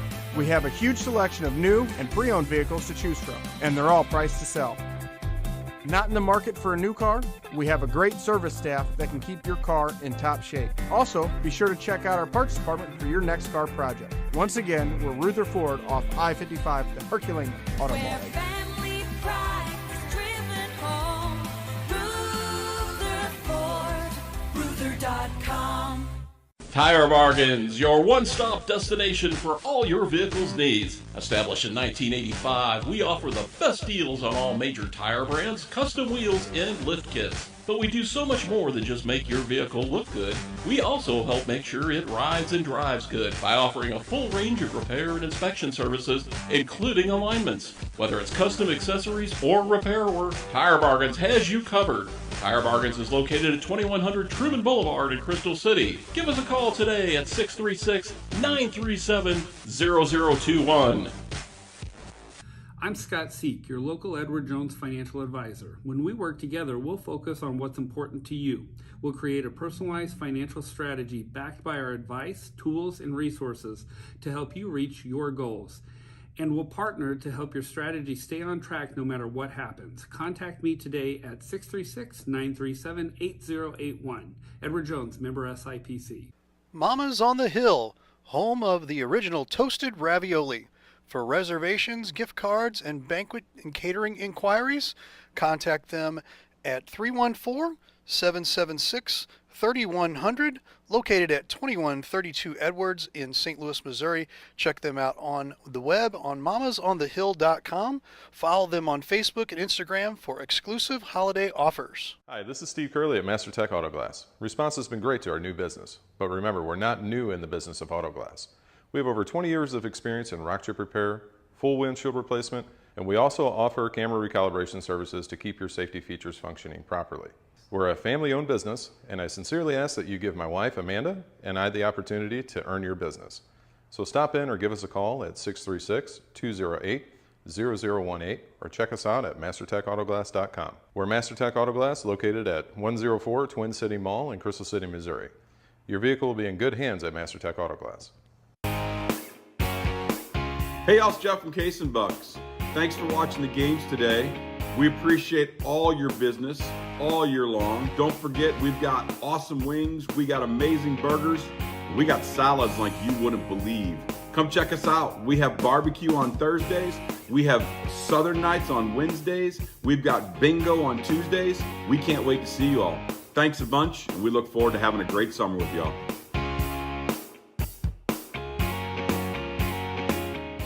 You can now download the TKDS Sports Network app for mobile, Roku, and Fire TV. Help support Livestream STL by subscribing on our website at livestreamstl.tkdsports.com. Your support helps us to continue our great coverage of Jefferson County and St. Louis County sports. We greatly appreciate your support, and thanks again for watching Livestream STL. The House Bar and Grill at your Festus Pasta House is your place to watch all local high school sports live. That's right, I said live. Come in and enjoy all local high school sports brought to you live on our 5 big screen TVs from Livestream STL. Also enjoy our happy hour menu, which includes half-price pizzas, discounted appetizers, and drink specials. We are the best place to gather for your local high school sports brought to you by Livestream STL at your Festus Pasta House on Highway A, where it's always a great time. Rutherford is the place to shop for your next vehicle. We have a huge selection of new and pre-owned vehicles to choose from, and they're all priced to sell. Not in the market for a new car?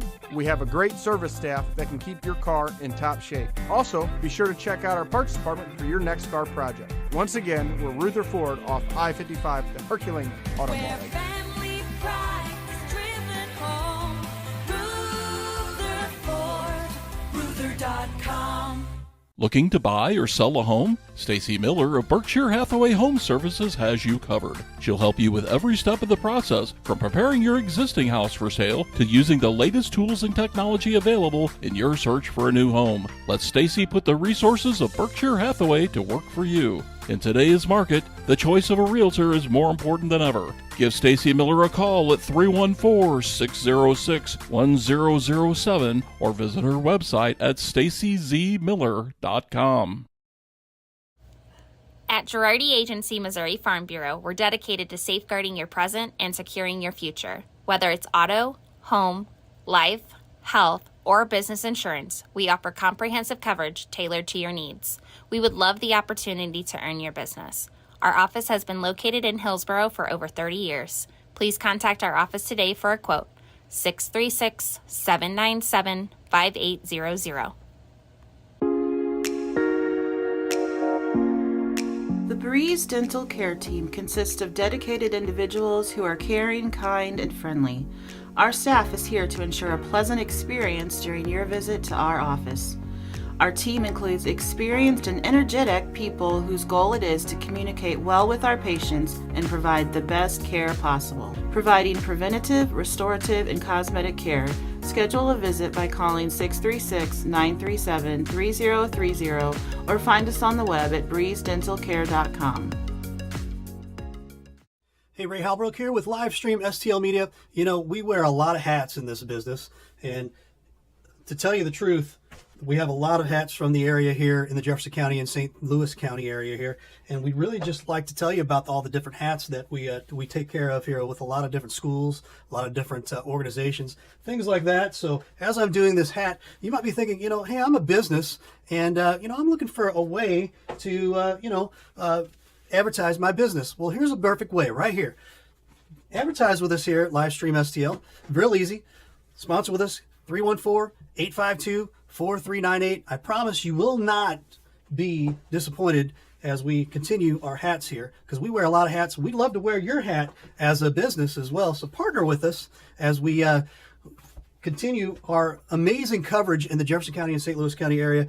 We'd love to have you on here as a business. So consider giving us a call. Again, I'll throw this up here real quick, 314-852-4398. And again, like I said, your business helps us continue the great coverage in Jefferson County. I've got a handful more here, but man, we'd really love to have you as a part of our businesses as well. Again, if you're a business, big business, small business, doesn't matter, give us a call, 314-852-4398. I promise you will not be disappointed, as I got 2 more hats left here. And man, we appreciate having all of the amazing businesses in Jefferson County and St. Louis County. So again, give us a call, 314-852-4398. I promise you will not regret it. Have a great day. Ruther Ford is the place to shop for your next vehicle. We have a huge selection of new and pre-owned vehicles to choose from, and they're all priced to sell. Not in the market for a new car? We have a great service staff that can keep your car in top shape. Also, be sure to check out our parts department for your next car project. Once again, we're Ruther Ford off I-55, the Herculean Auto Mall. Family pride is driven home. Rutherford.com. What you guys do for Jefferson County sports, it doesn't go unnoticed by the coaches in all sports. Yeah, all I appreciate sports. that. You know, I have a lot of friends that are head basketball coaches, and I've been, of course, around Jefferson County all my life and followed all kinds of sports even before I got into the coaching. So what you guys do to help promote it with the kids is unbelievable, and we appreciate you guys. Yeah. For you guys to take your time and what you do is awesome. Just awesome. Yeah, well, we try, we work hard, and we think they deserve it. The kids deserve to be able to be seen, and if we can turn out kids in the community to better them, get them in college, and make them a better citizen, that's the key.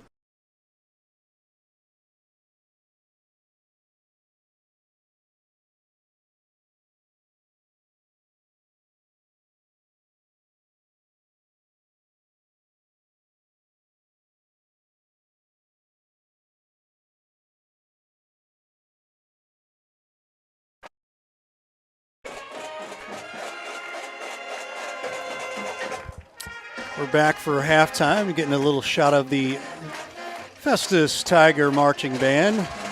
Pink out game today, too, as well. And as we come back here, we're going to talk a little bit about some of the upcoming the halftime games right now. But before we get started with that, let's talk about this game here. Big 28-7 winning right now for the Jackson Indians.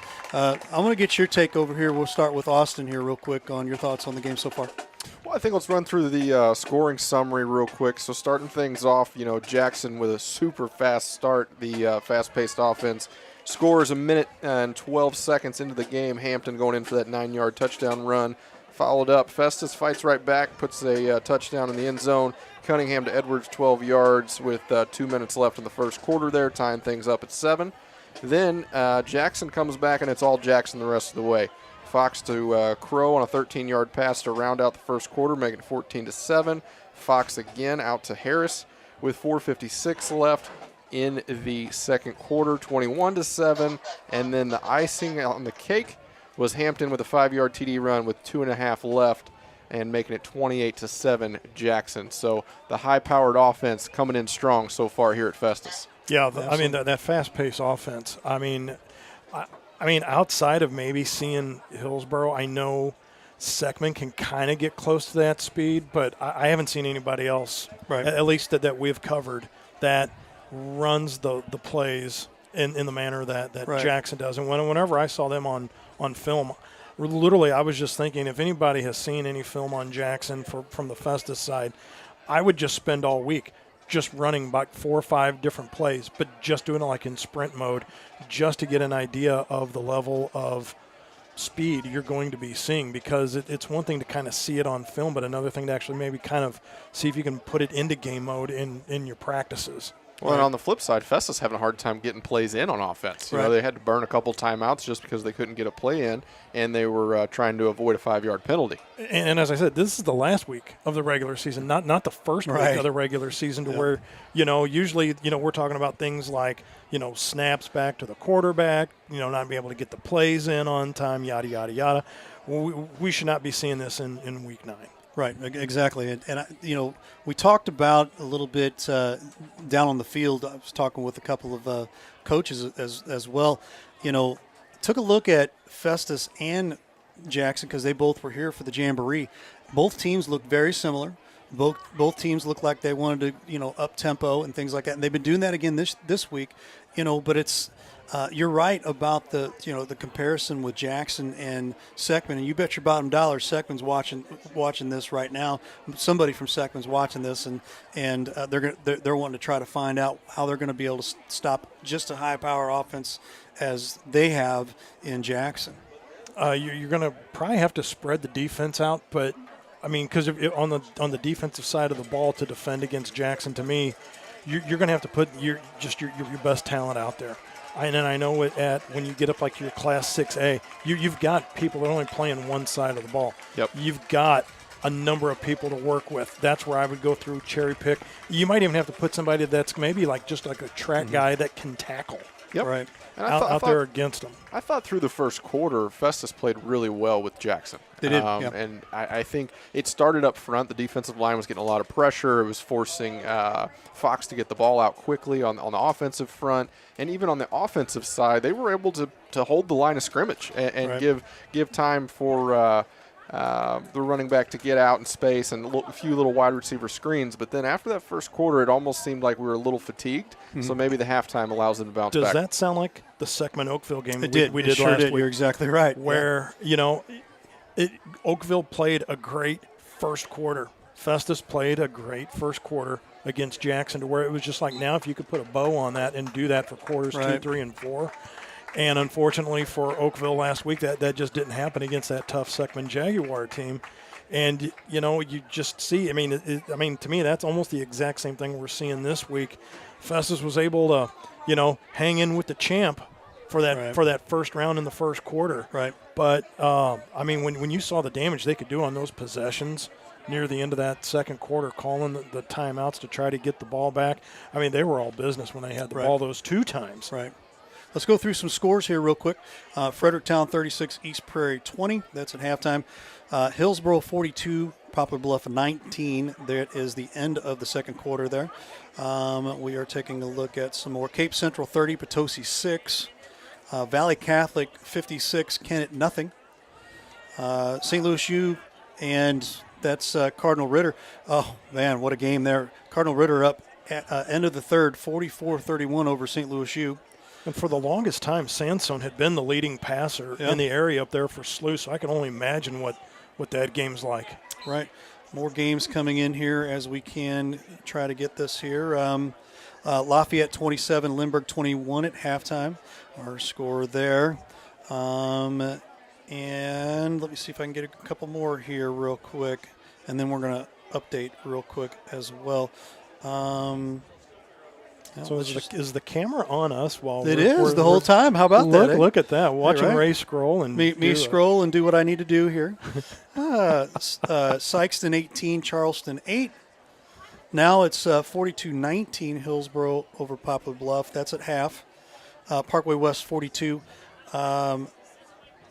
Summit 42, Parkway West 14. And that is what we have right now at this point. So they put another couple minutes on here, so we're going to roll some more commercials. Thanks for being with us here. This is Friday Night Blitz on Livestream STL.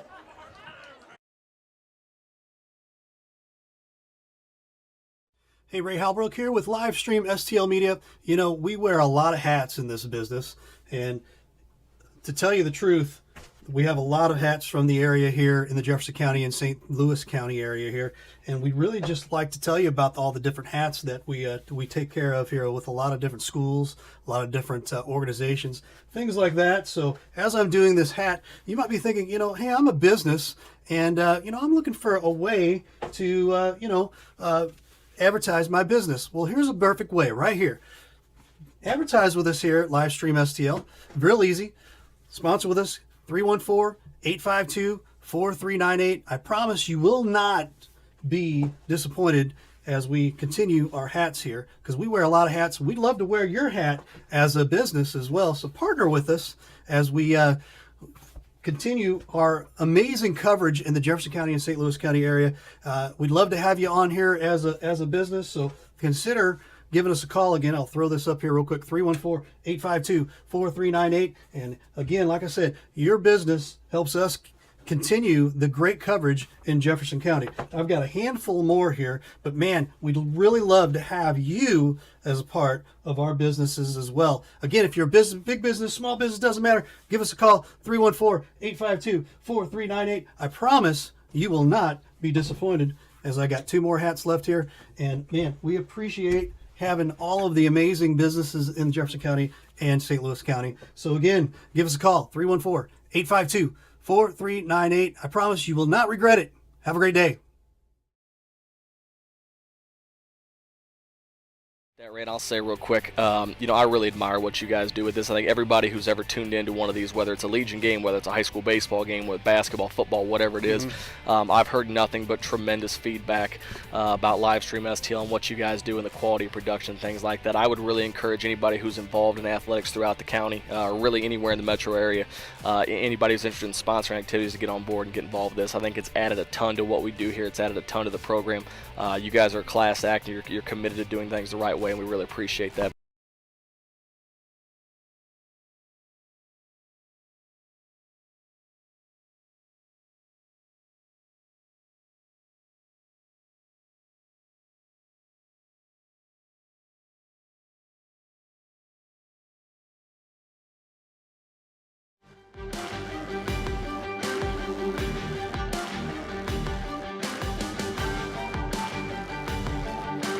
Matt Bates, Austin Bearden, alongside producer Ray Hallbrook.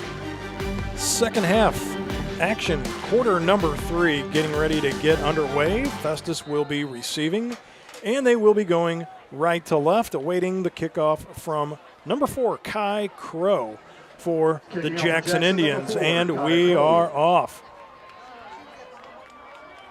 Ball's handled right at the goal line, brought out by Edwards. Edwards out to the 20, and he is met right there by big number 27, Hayden Wetzel.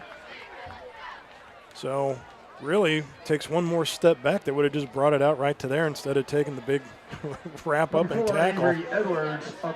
But hey, as I say, you know, you never know when you get to bring it out from right there. So. That's right. And not great field position to start, but as we mentioned there at the halftime show, I think Festus looked a little worn out there in the second quarter, so hopefully they caught their breath over halftime and can come out here and show up well starting out the third quarter. Jeremiah Cunningham still in at quarterback with Avery Edwards offset. He's going to call his own number. Cunningham's going to go straight up the gut. He's going to bring it out to the 39-yard line. Give him a gain of 23 to open up first carry.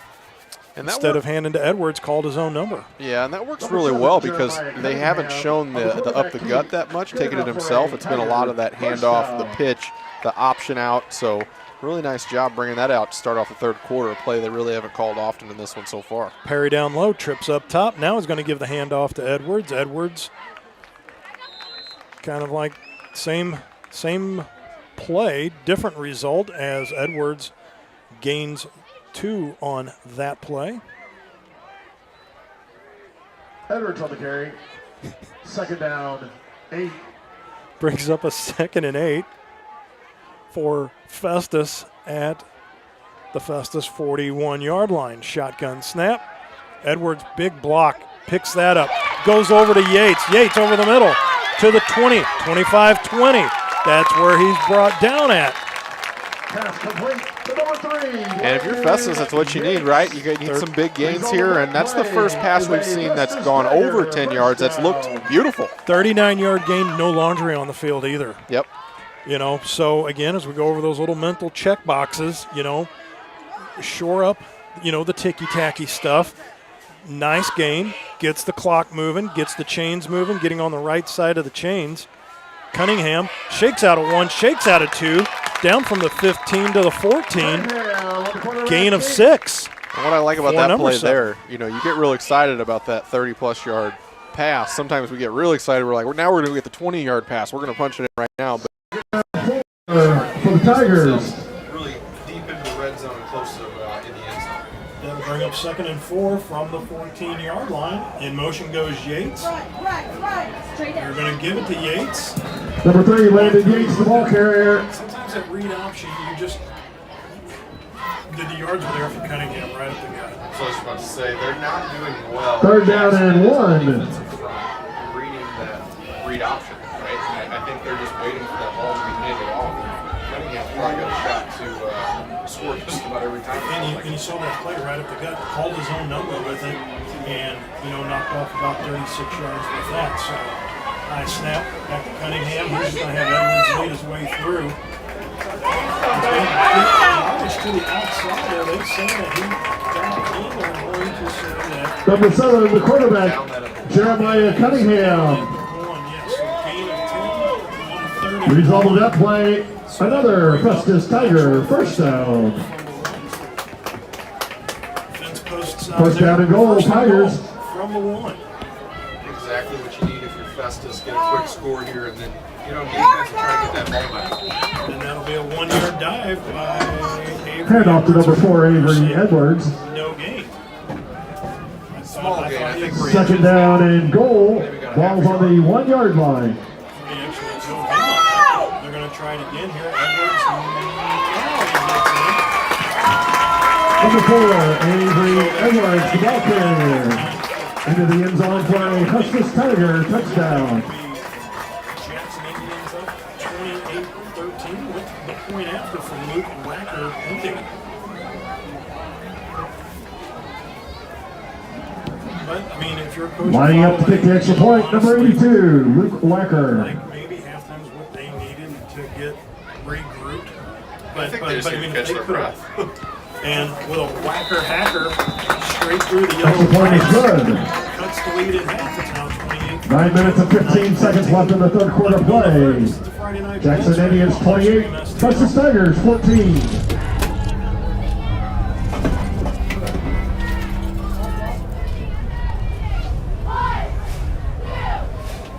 Bar and Grill at your Festus Pasta House is your place to watch all local high school sports live. That's right, I said live. Come in and enjoy all local high school sports brought to you live on our 5 big screen TVs from Livestream STL. Also enjoy our happy hour menu, which includes half-price pizzas, discounted appetizers, and drink specials. We are the best place to gather for your local high school sports, brought to you by Livestream STL at your Festus Pasta House on Highway A, where it's always a great time.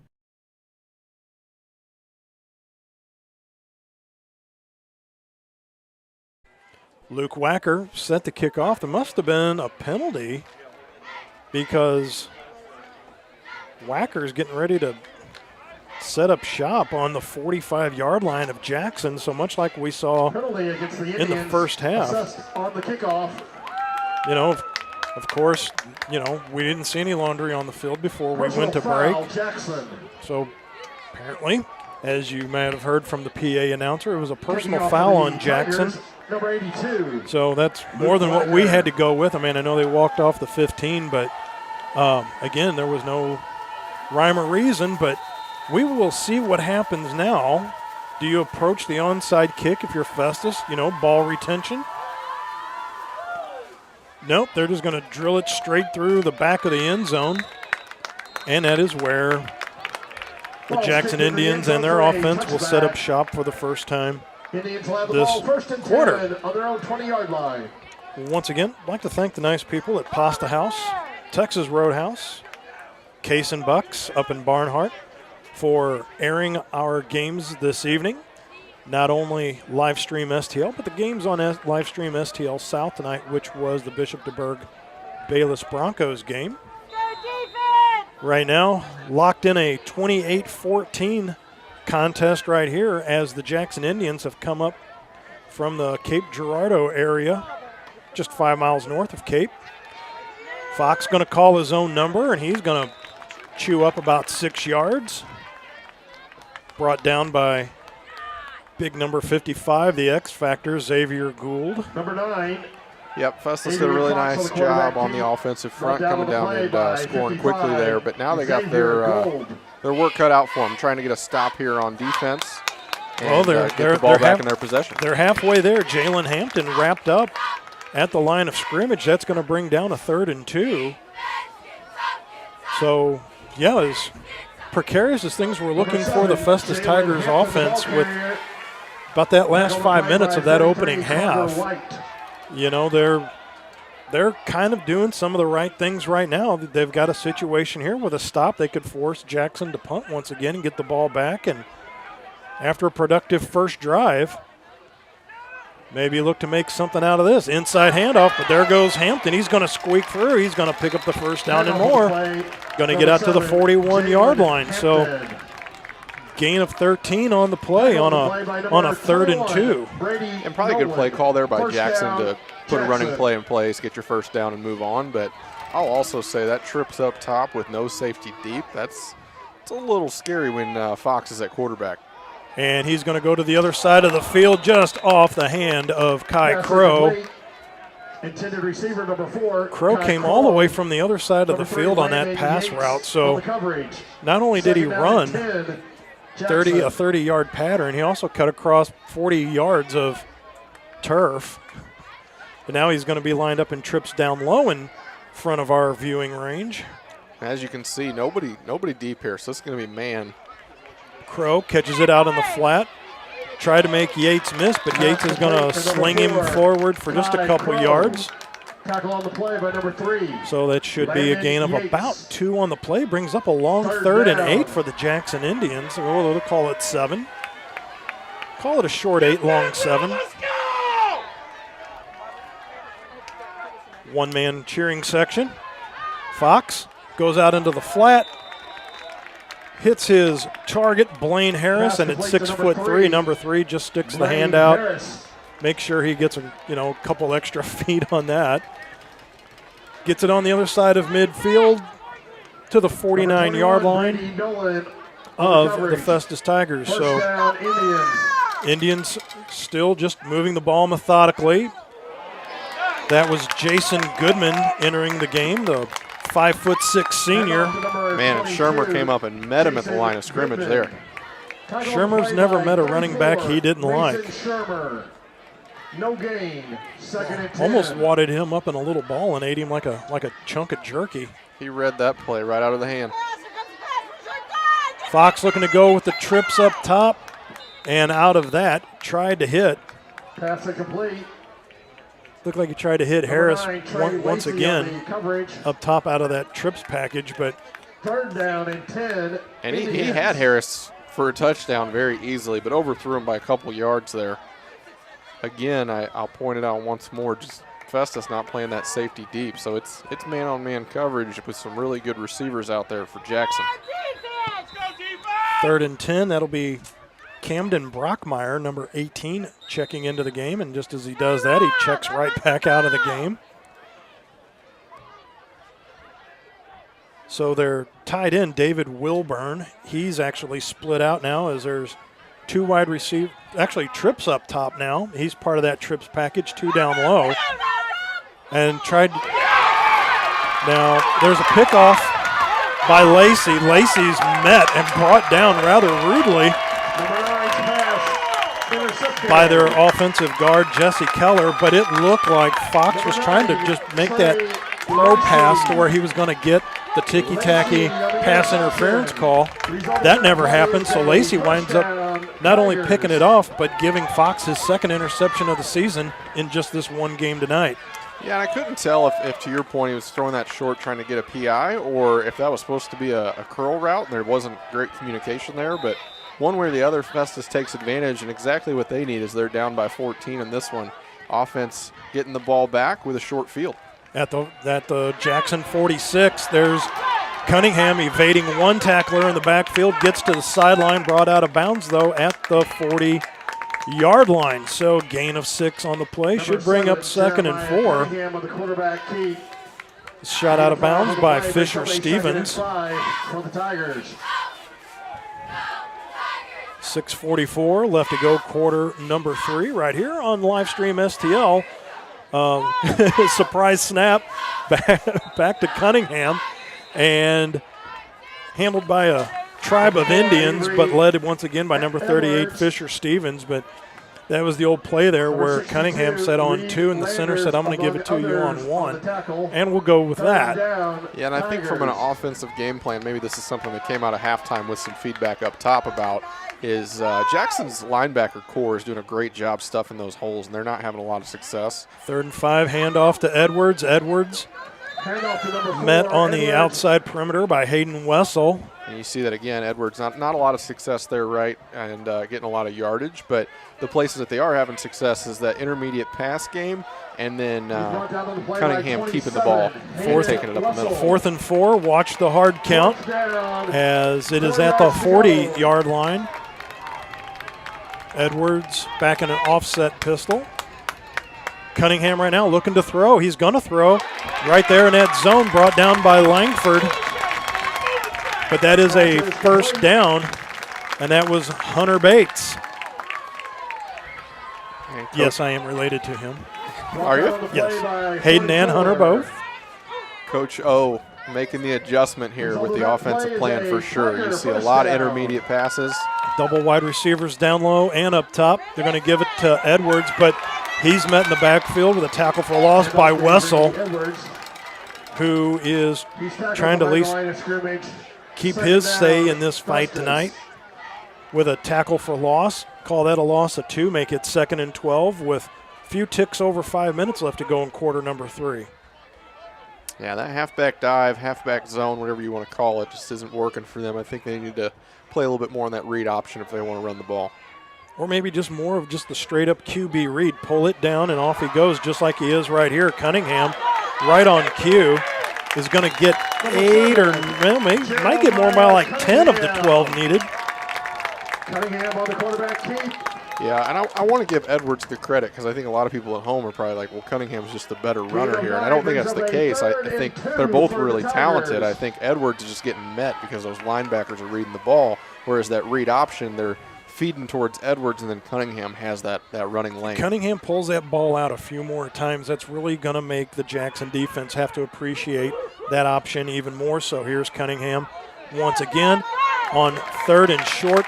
Picks up the first down, give him a gain of 5 on the carry. On 3rd and 2, picks up the first down, and that should bring it down to the 18-yard line. So still, even though they're chewing off clock, they're chewing off yards, and they're heading in the right direction with 4 minutes left to go in quarter number 3. Matt Bates, Austin Bearden with you, alongside producer Ray Hallbrook from Festus High School. End around, Landon Yates. He's going to break through and is brought down at the 10-yard line after a gain of 8. Number 3, Landon Yates. Brought down on the play by 67, Marcus Kutzinger. Tackle on the play by Marcus Kutzinger. Brings up a 2nd and 2 for the Tigers. Clock continuing to move with 3:33 in the 3rd. Cunningham decided to call his own number on that play, which still, I advise that. Hey, but there it is, just what you were talking about, right? He kept it himself. Jackson made the adjustment. But now, as you saw, Edwards got out there, and he only had one man to beat. So he's going to have some options to play this back and forth and mix it up a little bit. Good to have options in the option. 2 down, 1 down low, 2 up top. Cunningham brings it down and is brought down, led by number 55, Cole Foltz, on that play with 3 minutes left to go in quarter number 3. Now, what do you do here? You go for it on fourth, or do you try to get 3 points? Fourth down. Well, 6 yards to Wacker's go. got a good boot on him, but this is one of those scenarios. What does 3 do for you when you're down by 14? I mean, but again, Festus is one of the few schools that does have a decent kicking game in the area, and it's makeable. But 4th and 6 seems to be a bit much. Yeah, and they're going to take a timeout to talk about it. So with 2:30 left to go in quarter number 3, this is Friday Night Blitz on Livestream STL. The House Bar and Grill at your Festus Pasta House is your place to watch all local high school sports live. That's right, I said live. Come in and enjoy all local high school sports brought to you live on our 5 big screen TVs from Livestream STL. Also enjoy our happy hour menu, which includes half-price pizzas, discounted appetizers, and drink specials. We are the best place to gather for your local high school sports, brought to you by Livestream STL at your Festus Pasta House on Highway A, where it's always a great time.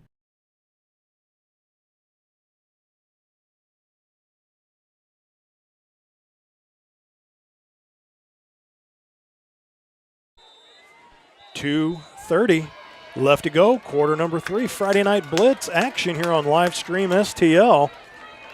Festus High School, home of the Festus Tigers, big 4th and 6 from the 14-yard line. So coming out of the break, 4 wide receivers down low, 1 up top, empty backfield, snap to Cunningham. Cunningham brought down once again by Hayden Wessel. Wessel has made at least 4, if not 5, key tackles on this drive, and the biggest one being that one right there on 4th and 6, as the turnover on downs will now go to the Jackson Indians. Well, and I think for Jackson, when they were on their sideline, they said there's 2 options here. They're either going back for the intermediate pass where they've had success, or Cunningham's keeping that ball.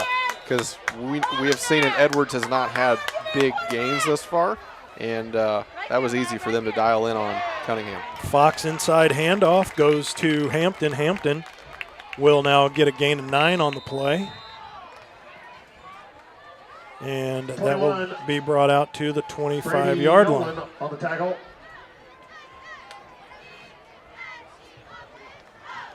And looks like there was a penalty called on the play against the Festus Tigers. And so once again, after the play, another penalty, though, to create additional yardage. Face mask, Tigers.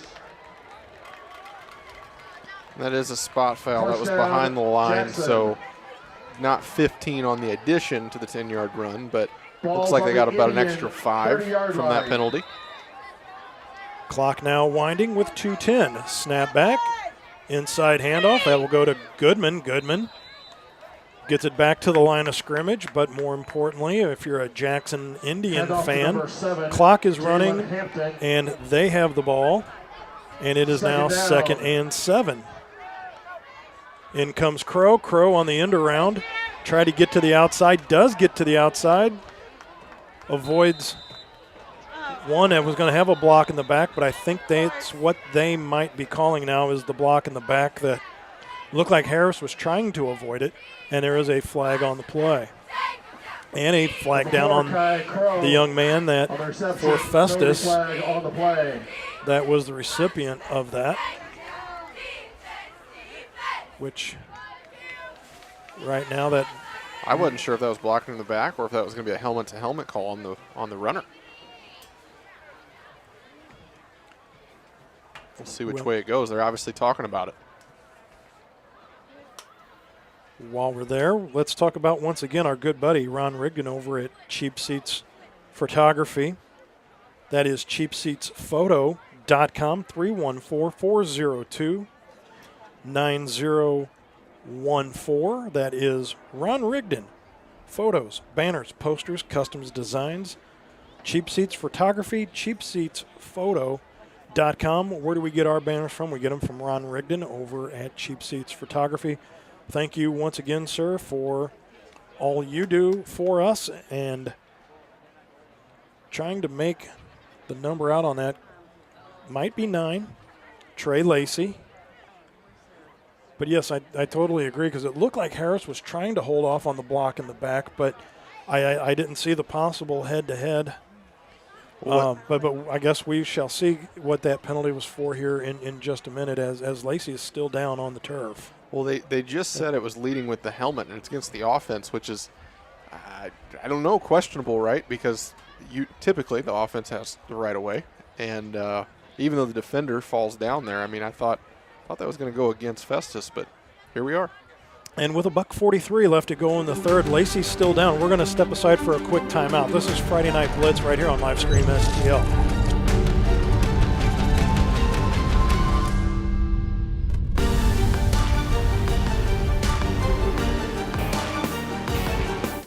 Hey, y'all, it's Jeff from Case and Bucks. Thanks for watching the games today. We appreciate all your business all year long. Don't forget, we've got awesome wings, we got amazing burgers, we got salads like you wouldn't believe. Come check us out. We have barbecue on Thursdays, we have Southern Nights on Wednesdays, we've got bingo on Tuesdays. We can't wait to see you all. Thanks a bunch, and we look forward to having a great summer with y'all.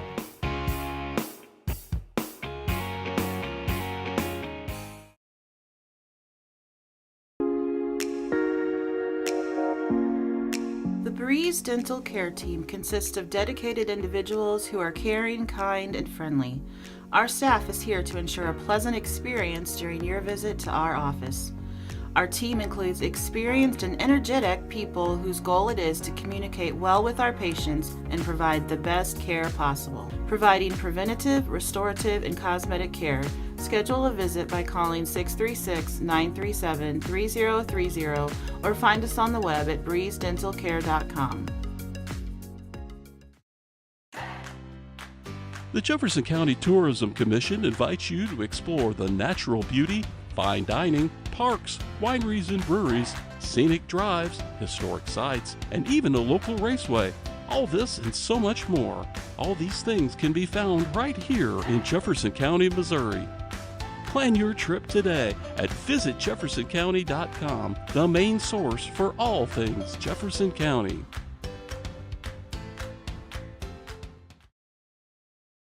Rutherford is the place to shop for your next vehicle. We have a huge selection of new and pre-owned vehicles to choose from, and they're all priced to sell. Not in the market for a new car?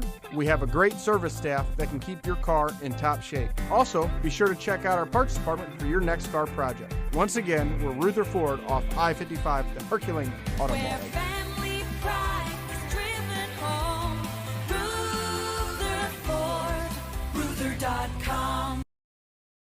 Hey, Ray Halbrook here with Livestream STL Media. You know, we wear a lot of hats in this business, and to tell you the truth, we have a lot of hats from the area here in the Jefferson County and St. Louis County area here, and we'd really just like to tell you about all the different hats that we take care of here with a lot of different schools, a lot of different organizations, things like that. So as I'm doing this hat, you might be thinking, you know, hey, I'm a business, and you know, I'm looking for a way to advertise my business. Well, here's a perfect way right here.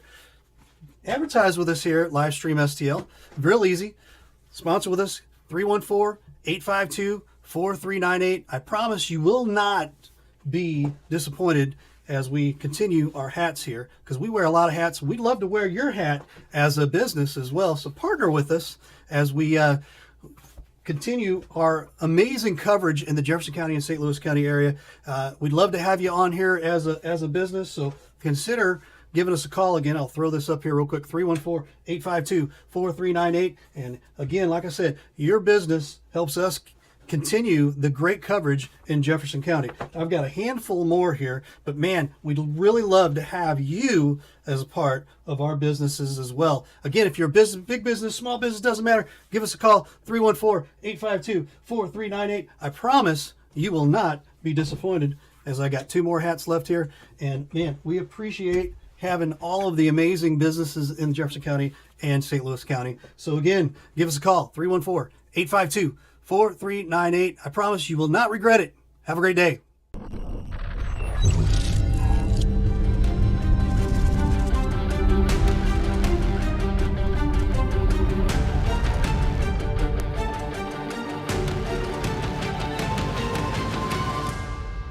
Matt Bates, Ray Halbrook, Austin Bearden back here with you as we have reached I'm gonna call it a dire situation here with Mr. Lacey, as he had made a couple attempts to try to get up after the initial contact, but since then he has been prone on the ground, and by all accounts they've opened up the back gate. So instead of just bringing what we would call like your standard golf cart to maybe load him off the field, apparently a call has been made to paramedics to get somebody out here. Coach O is out here, but you also have Festus Police out here on the field, and it looks like both trainers from both teams are out here as well. The one, and I know the head coach from Jackson is out here as well. Yeah, and I think, we obviously saw the helmet-to-helmet contact. Seems like a neck injury, and you brought it up in the break here, right? Probably that's the situation. They don't have a neck brace, don't want to move him at the moment, so going to allow the paramedics to come in here to Festus High and get him off the field safely. But I know a number of these venues, and I don't know if I thought it was a Misha thing that you were supposed to have an ambulance available. And there is some clapping going on, so I don't. They're clapping because they're excited that Jackson took a knee there in respect for the injured player. And so, Mr. Ray, is there any chance we got a replay of that last play? Unfortunately, I'm having some issues with my instant replay, and we did not on that one particular one, but I will tell you it was a pretty good blow there. Yeah, it looked like, forget who was running the ball, but from the offensive front for Jackson, leading with the head there, and that was the penalty, and ended up hurting the defensive side, which usually it goes the other way. And here we have an ambulance coming down the hill.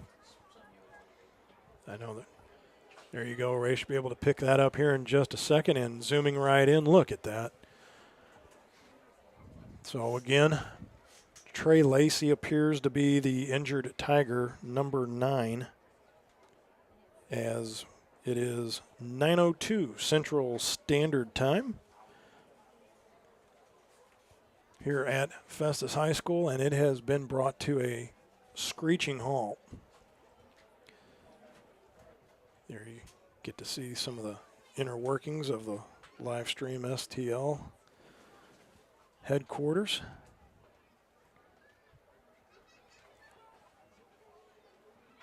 And I think, while they're tending to Trey, and hopefully all is good down there on the field, worth noting real quick, I think Festus done a really nice job coming out in this second half.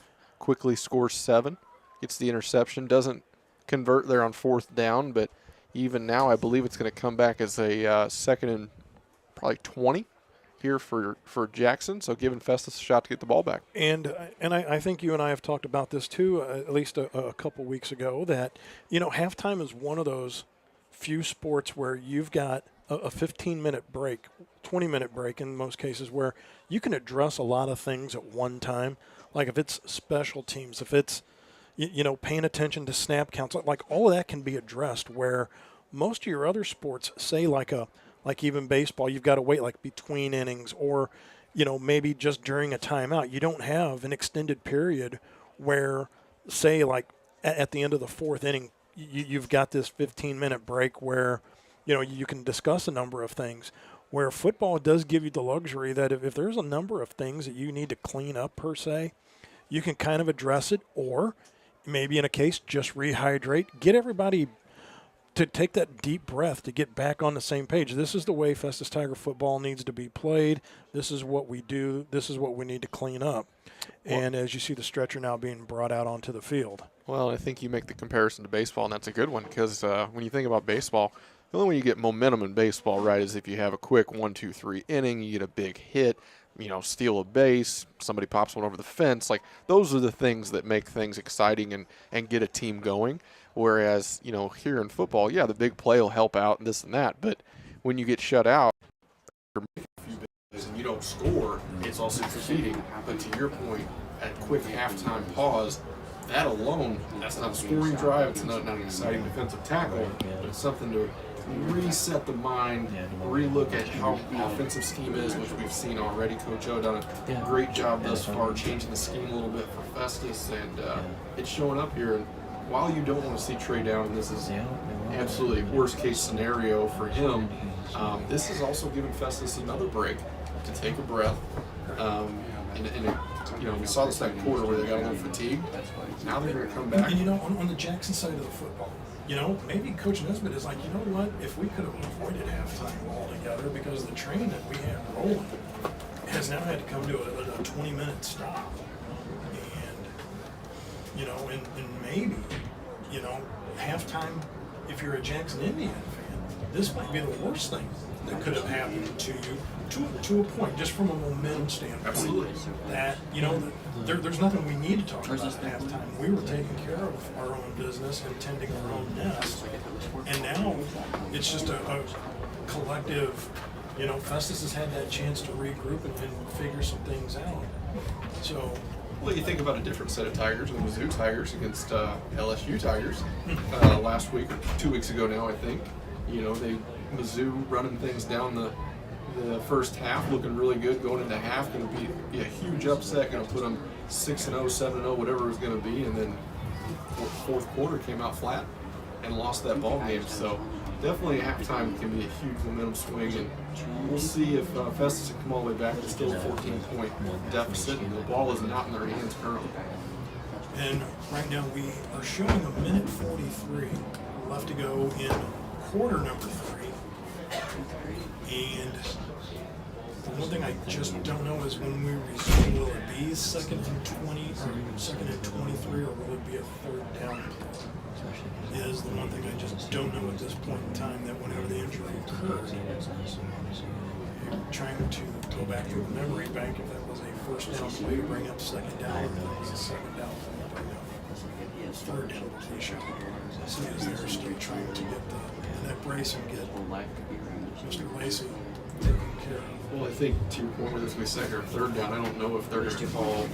I don't know if that warrants a loss of downs, or if it goes back like it would a holding call, right, back to second, and then you lose the yardage, which pending the... we got a lot of math coming out of this injury. Well, we know it's 23 yards, so that's taken care of for us.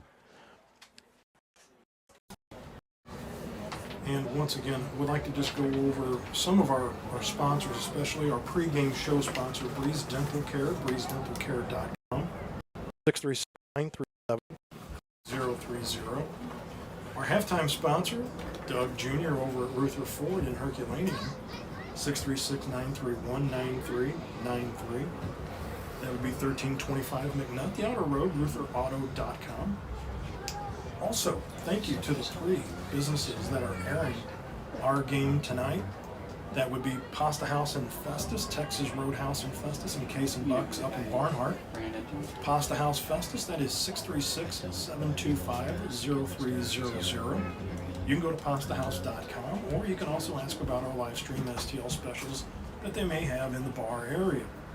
Texas Roadhouse in Festus, go see General Manager Mike Lee at 636-330-0512, 1351 Shapiro Drive. In Festus, hand-cut steaks fall off the bones and handmade sides. Case and Bucks, Barnhart, Jeff Fitter, he'll take care of you up there, 636-464-0110. Case and Bucks, Barnhart.com. They have happy hour Monday through Friday, 3 to 6 p.m. Burgers, wings, cold drinks, and salads like you wouldn't believe. Thank you to the sponsors. Ladies and gentlemen, your injured Festus Tiger. Family and friends, members that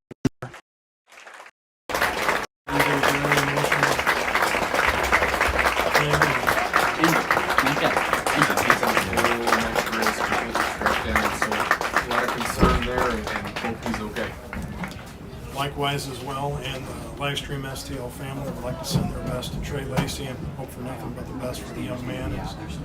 I know all too well that the last game is never guaranteed for you. You never know when the last snap will be. And I wish nothing but the best personally for Trey Lacey as well too. We're going to take one more quick break because they're going to get the troops rounded back up, and so do we right here, Friday Night Blitz on Livestream STL. Rutherford is the place to shop for your next vehicle. We have a huge selection of new and pre-owned vehicles to choose from, and they're all priced to sell. Not in the market for a new car?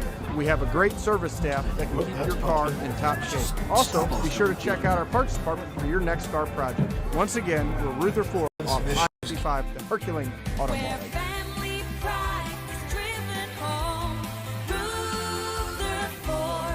Rutherford, Ruther.com.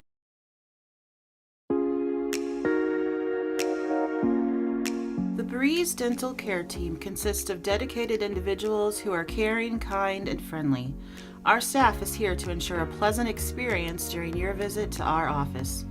Our team includes experienced and energetic people whose goal it is to communicate well with our patients and provide the best care possible. Providing preventative, restorative, and cosmetic care. Schedule a visit by calling 636-937-3030 or find us on the web at breezedentalcare.com. The House Bar and Grill at your Festus Pasta House is your place to watch all local high school sports live. That's right, I said live. Come in and enjoy all local high school sports brought to you live on our 5 big screen TVs from Livestream STL. Also enjoy our happy hour menu, which includes half-price pizzas, discounted appetizers, and drink specials. We are the best place to gather for your local high school sports brought to you by Livestream STL at your Festus Pasta House on Highway A, where it's always a great time.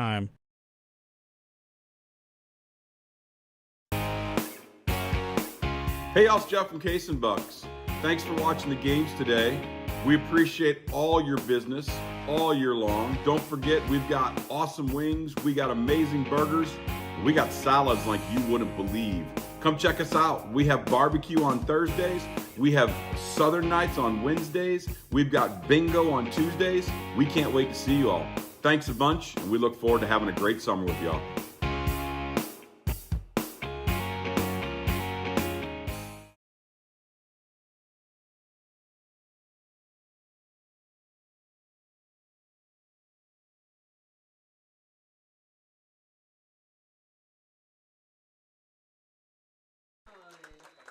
Back here at Festus High School, home to the Festus Tigers, and in the shadows you can see the Joachim Platten ambulance heading out the other side of the field with Mr. Lacey on board, and from there we shall see, well, wouldn't you think they would have addressed the whole where the ball needed to be marked at while we had the break in the action? I mean, that's just me, but one would assume, but you know what they say about assuming. Yes. Well, then I made a presumption. Wouldn't you presume?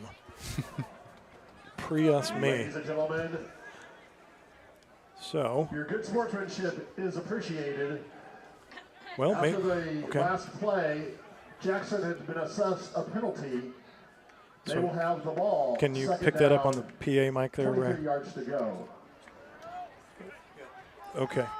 I was just making sure because they were addressing what the penalty was, and so it does look like the ball is being marked for play.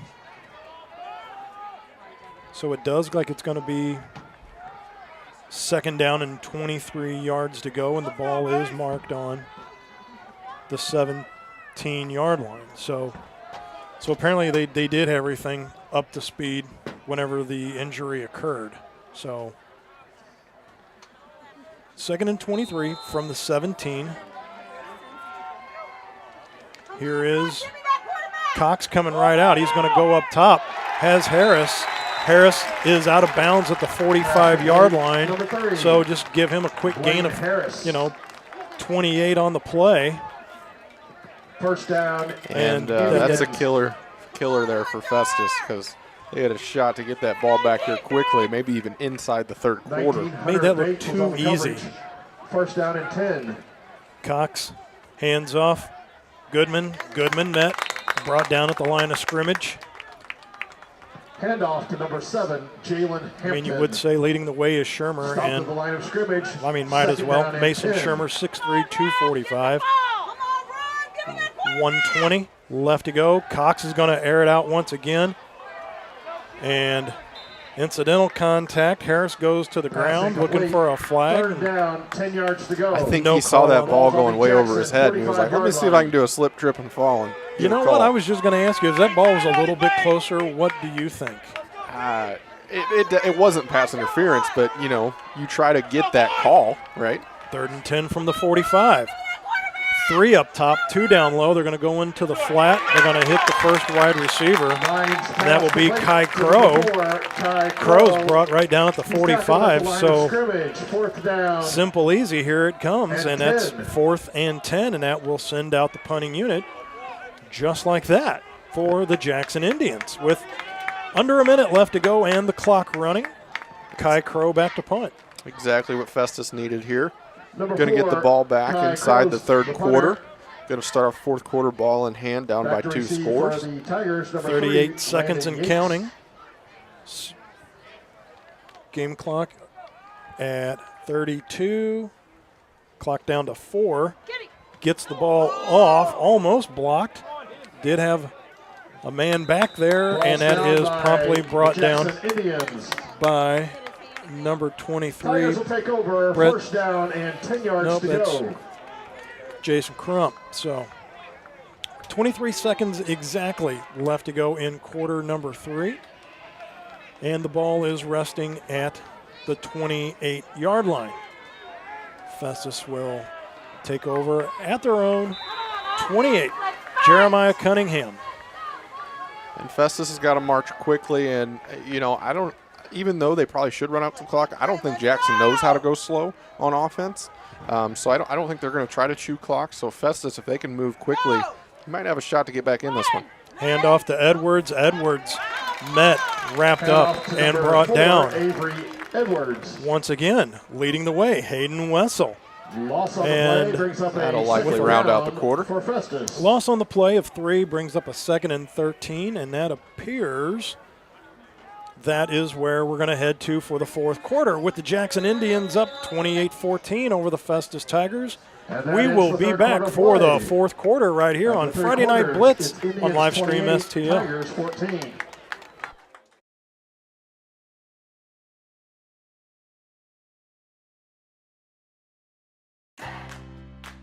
The Jefferson County Tourism Commission invites you to explore the natural beauty, fine dining, parks, wineries and breweries, scenic drives, historic sites, and even a local raceway. All this and so much more. All these things can be found right here in Jefferson County, Missouri. Plan your trip today at visitjeffersoncounty.com, the main source for all things Jefferson County.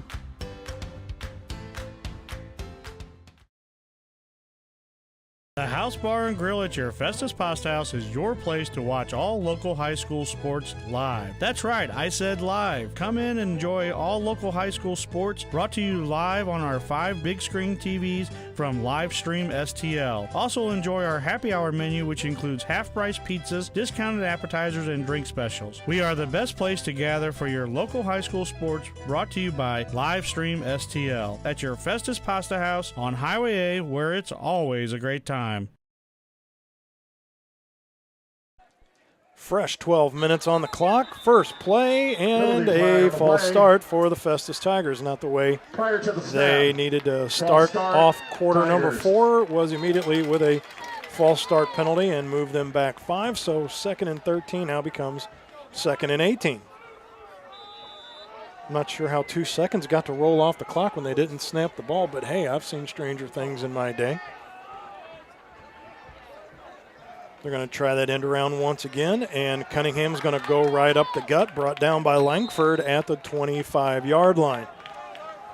Gain of 5 on the play. Number 7. We'll bring up a 3rd and 13.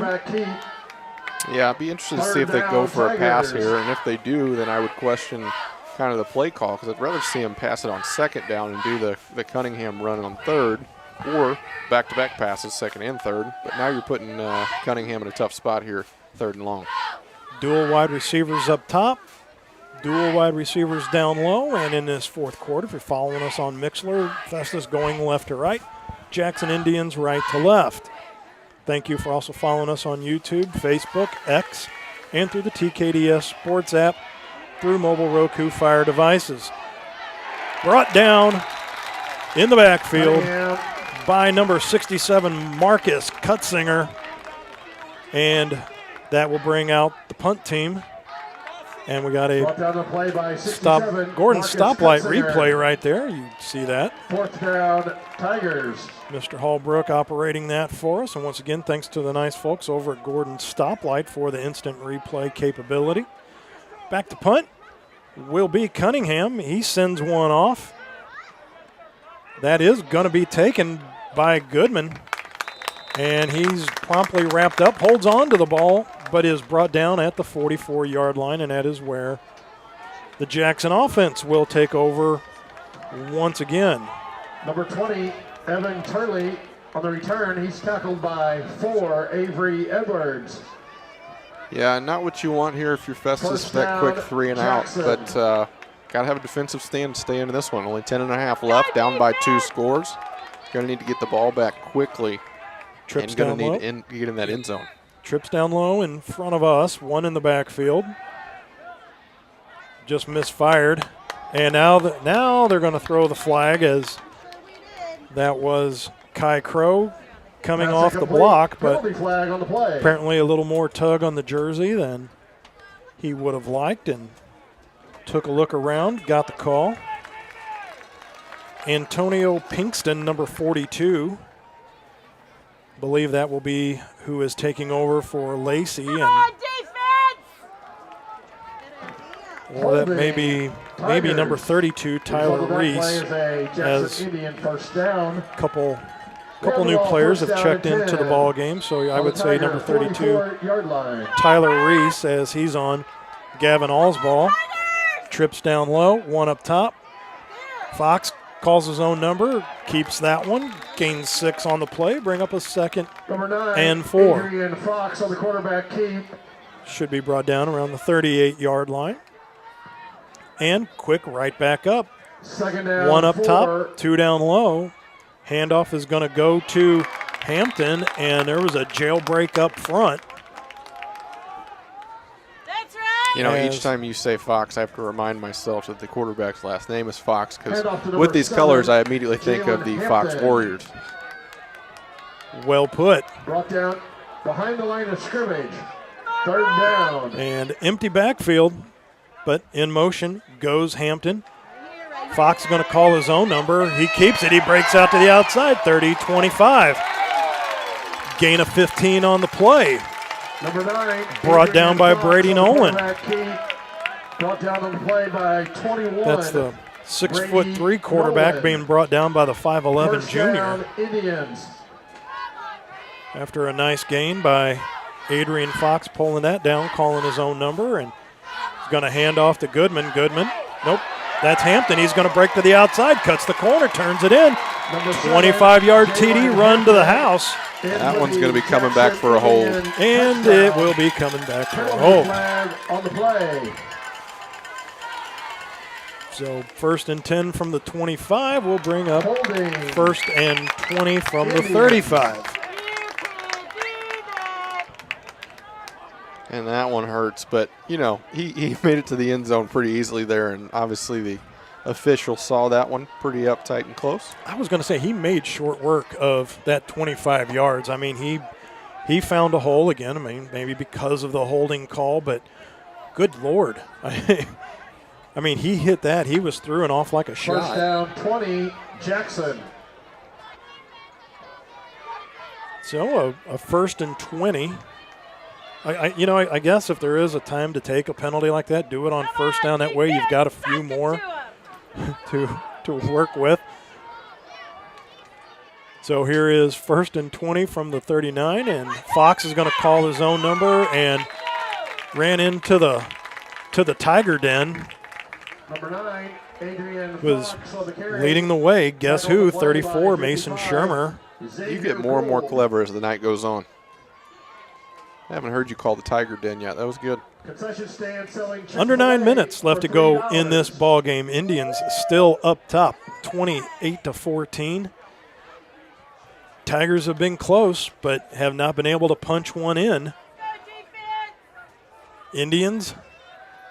Here's Fox going to go up top and just drops that right into the cradle of Kai Crow. 2nd and 20. They get all 35 yards and take that to the house to make it a 34-14 lead for the Jackson Indians. Yeah, and unless there's another flag on the play. No flag that I can see anyways, but number 19 there, Hunter Bates, missed it by a split second. He lifted the arm, and I mean half a second too late. Otherwise, he would have had that broke up, and he is hanging his head right now, upset with himself on that one. Kai Crow nails it through, makes it 35-14 with 8:37 left to go in this contest. This is the Friday Night Blitz right here on Livestream STL.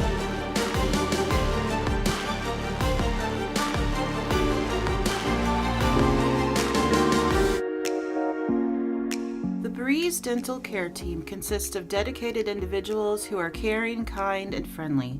Our staff is here to ensure a pleasant experience during your visit to our office. Our team includes experienced and energetic people whose goal it is to communicate well with our patients and provide the best care possible. Providing preventative, restorative, and cosmetic care. Schedule a visit by calling 636-937-3030 or find us on the web at breezedentalcare.com.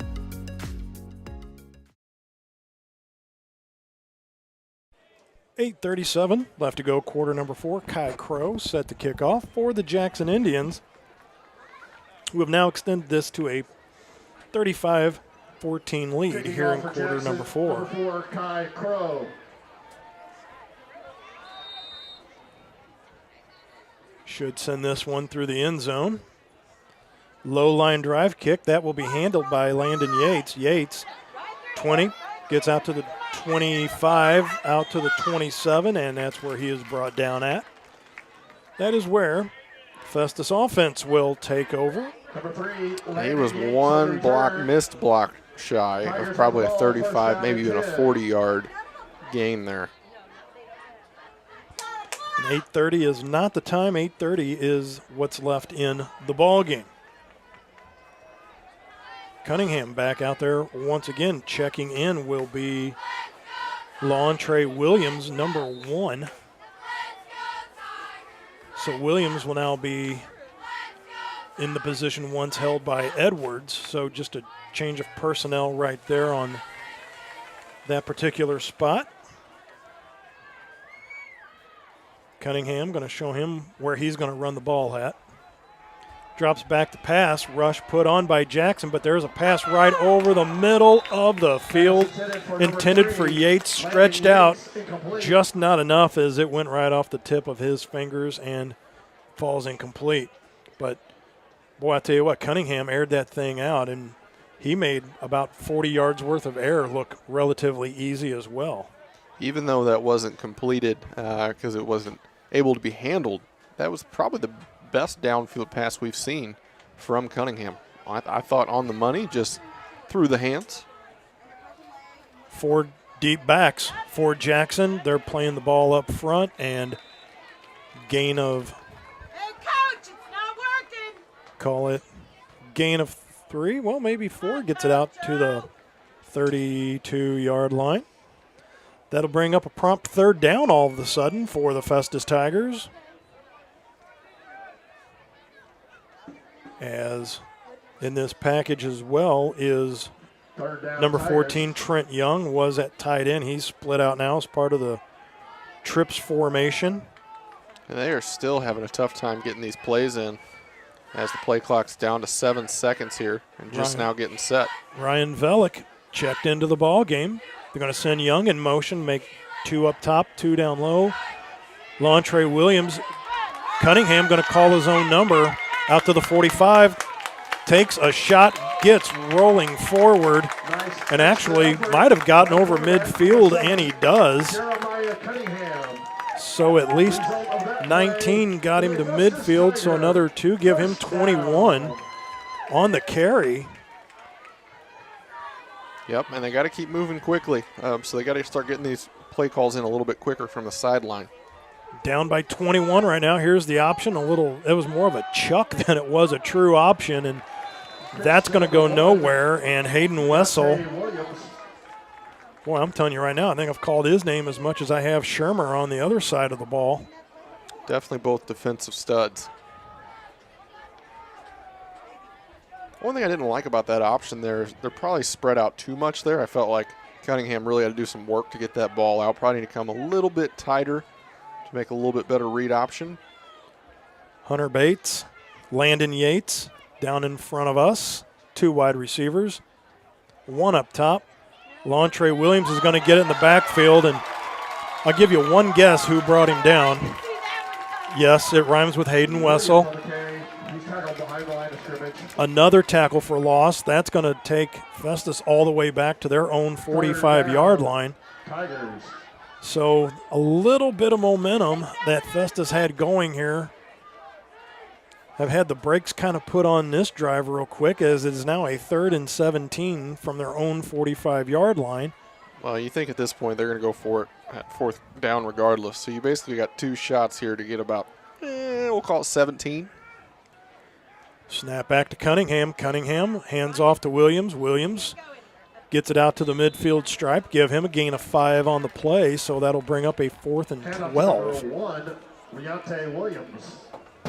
4th down. So, I mean, I don't know. If I had my coach's hat on, I was going to try to chew off maybe half or a little more than half, as opposed to coming up with trying to get 80% of it now on a 4th and 12, which usually is a little tougher to pick up than a 4th and 5, but yeah, they've been trying to establish that halfback dive, halfback zone, whatever you want to call it, all game. But I think at this point, late in the 4th quarter, you got to understand it's just not working for a long gain.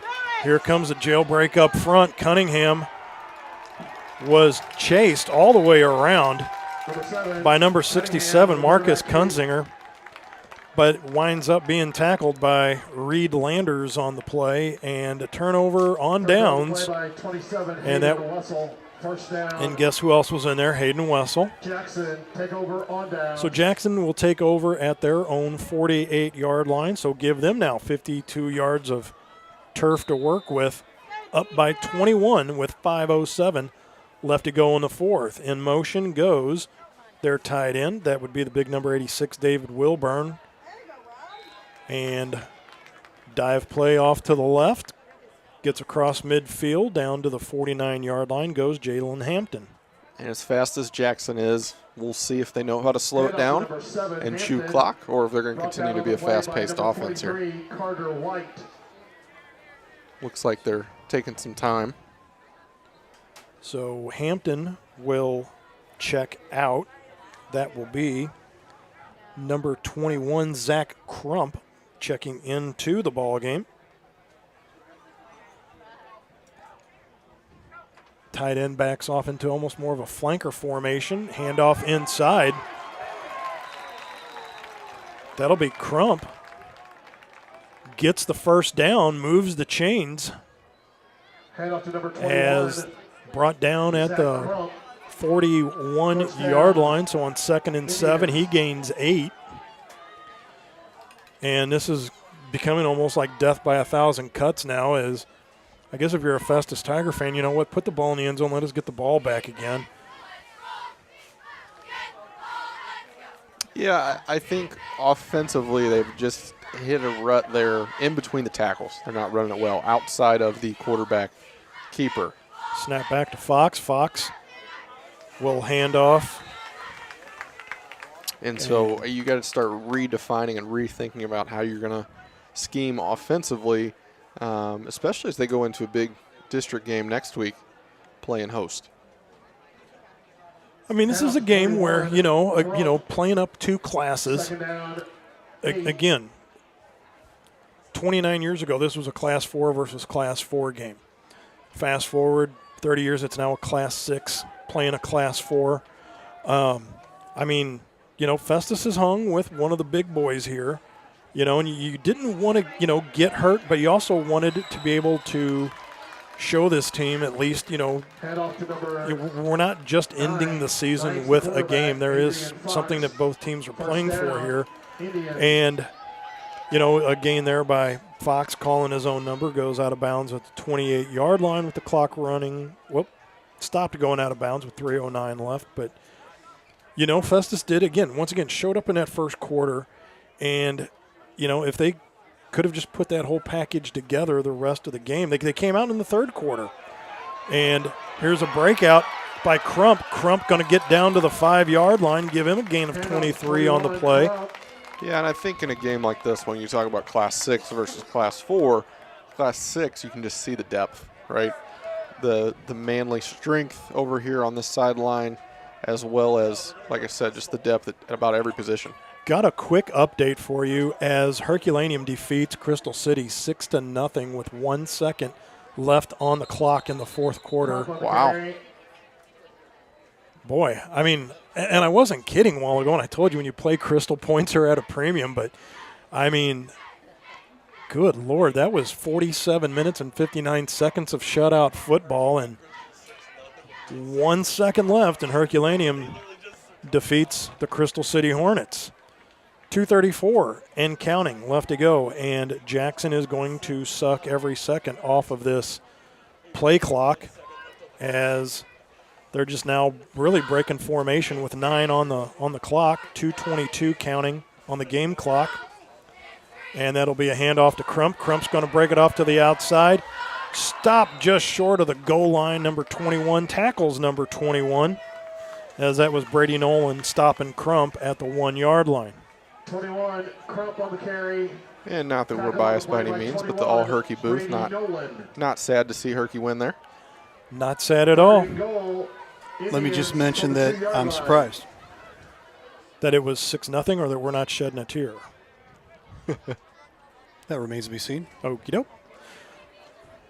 1:44 left to go in this contest with Jackson at the 1-yard line of the Festus Tigers. Fox. He's going to keep his own number, and he will dive into the end zone from 1 yard out to increase the lead to 41-14 with 91 seconds left to go in this one. So Fox calls his own number from 1 yard out. I would have given it to Crump, who had done a lot of the work to get to that point, but hey. Out comes Crow to try to boot through another one out of the hold of Drew Parsons. That kick is up through and true to make that 42-14. And that will be where we step aside with 1:31 left to go. Jackson Indians up top 42-14 over the Festus Tigers. Friday Night Blitz on Livestream STL. Rutherford is the place to shop for your next vehicle. We have a huge selection of new and pre-owned vehicles to choose from, and they're all priced to sell. Not in the market for a new car? We have a great service staff that can keep your car in top shape. Also, be sure to check out our parts department for your next car project. Once again, we're Rutherford off I-55, the Herculaneum Auto Mall. Family pride is driven home.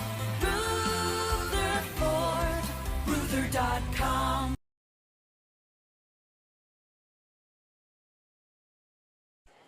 Matt Bates, Austin Bearden, and producer Ray Hallbrook in the house here tonight.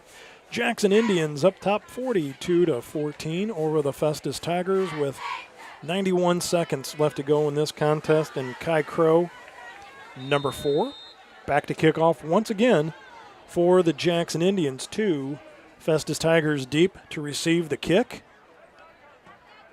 End over end. That will be grabbed by Yates at the 2-yard line. Wow, looked like a little headshot by number 1, TJ Altenthal, and that was all it took to knock Yates down. He just like stuck out the paw to make a tackle, and boop, down goes Yates. And I almost thought a carpet monster got him there. I'm going to call a carpet monster. Okay.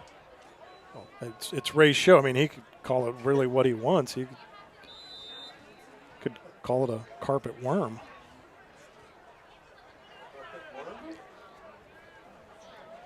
17-yard line is where Festus will eventually snap the ball from as the... We'll see here. Does Festus want to get wild and go for some big shots, see if they can get down the field, or play it conservative? Well, back to pass goes Cunningham. He goes to the far side of the field, gets it to Yates. Yates is still going to get the first down, does get out of bounds at the 31-yard line. So nice job by Yates to pick up the required yardage to get that first down. See, now if it were me right here from a coaching standpoint, right? Talk to me. The dive, the zone hasn't worked. I would throw everything else in the playbook out right now and just see what you got going into districts next week. You know what I mean? See what works. Mm-hmm. It's a chance, maybe to work out some of the plays that you got in the playbook that you haven't really used. Here's inside handoff. So that will go right up the gut to the 35-yard line. So with 65 seconds left to go. Handoff to number 4, Avery Edwards. So a gain of 5 will now make it a 2nd and 5 with under a minute. And a 42-14 lead. So the call does both crazy, at least on that play, and went for that dive play up the middle. And so Edwards back out there again, number 4, offset from Cunningham. Cunningham going to drop back. Pressure by Wessel. Langford misses the tackle, but not Cole Gieser. Gieser brings him down.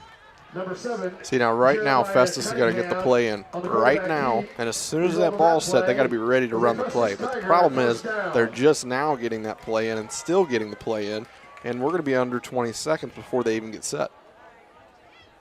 Might even be 15, as it is now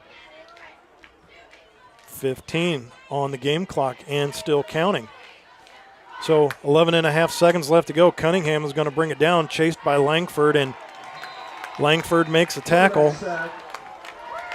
Back in 1994, his father, Rob Langford, was the middle linebacker for the Jackson Indians. Oh, wow. That I had covered way back in the day, 29 years ago. That will bring it to an end with the Jackson Indians winning by the score of 42-14. And Mr. Ray, so I was going to say, what do we have coming up next week? But since all that math is still yet to be figured out, I will let you run the ship here. Tell us what we got coming up and where we will be. And thanks to everybody tuning in tonight for Friday Night Blitz on live stream STL. Yes, and again, 42-14, our final score here. We'll be updating throughout the evening as well with other games coming up, and trying to finish things up as we can. Look for that about it's 9:42. Look for that about 11 o'clock tonight to have all of our final scores in, and then check out our Upon Further Review show over on our Facebook and YouTube page there. Upon Further Review, Jeff Whitener, Matt Bates, and myself will take care of that as well. Because I was going to say, on that particular show, we might actually go into more detail about how all that's going to break out as well, too.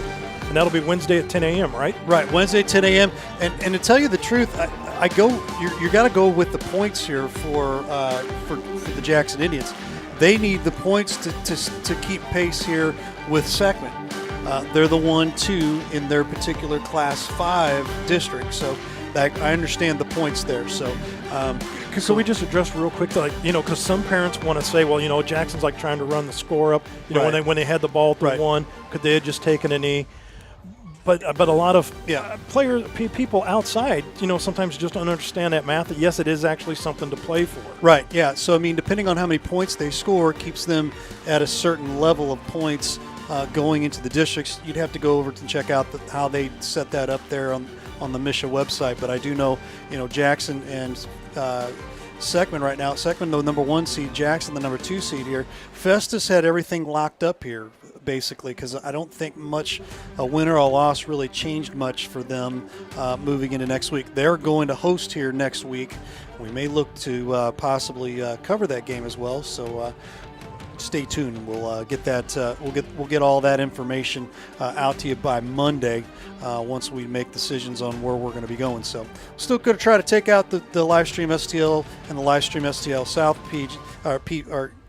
teams, I should say. There you go. But The bad part about it is it won't be free next week. So just to let you know, don't be looking for the scammers. The scammers love to do all that fun stuff. Now that's on because Misha of TV. That's because of Misha. Yeah, that's Misha a Missouri TV. State High School thing, not an us thing. Right. It's a Misha TV thing.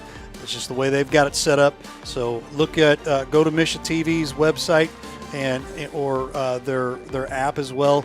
We'll try to throw out the same direct links to the games that we are doing as well. So again, 42-14 our final score here for Austin Bearden. Thanks for being with us, buddy. Appreciate you having me. Yeah, Matt Bates, all of us here at Livestream STL. Thank you so much for watching Friday Night Blitz on Livestream STL. We will see you next week. Thanks for watching today's broadcast. Any unauthorized use of this broadcast without the express written consent of Livestream STL is strictly prohibited.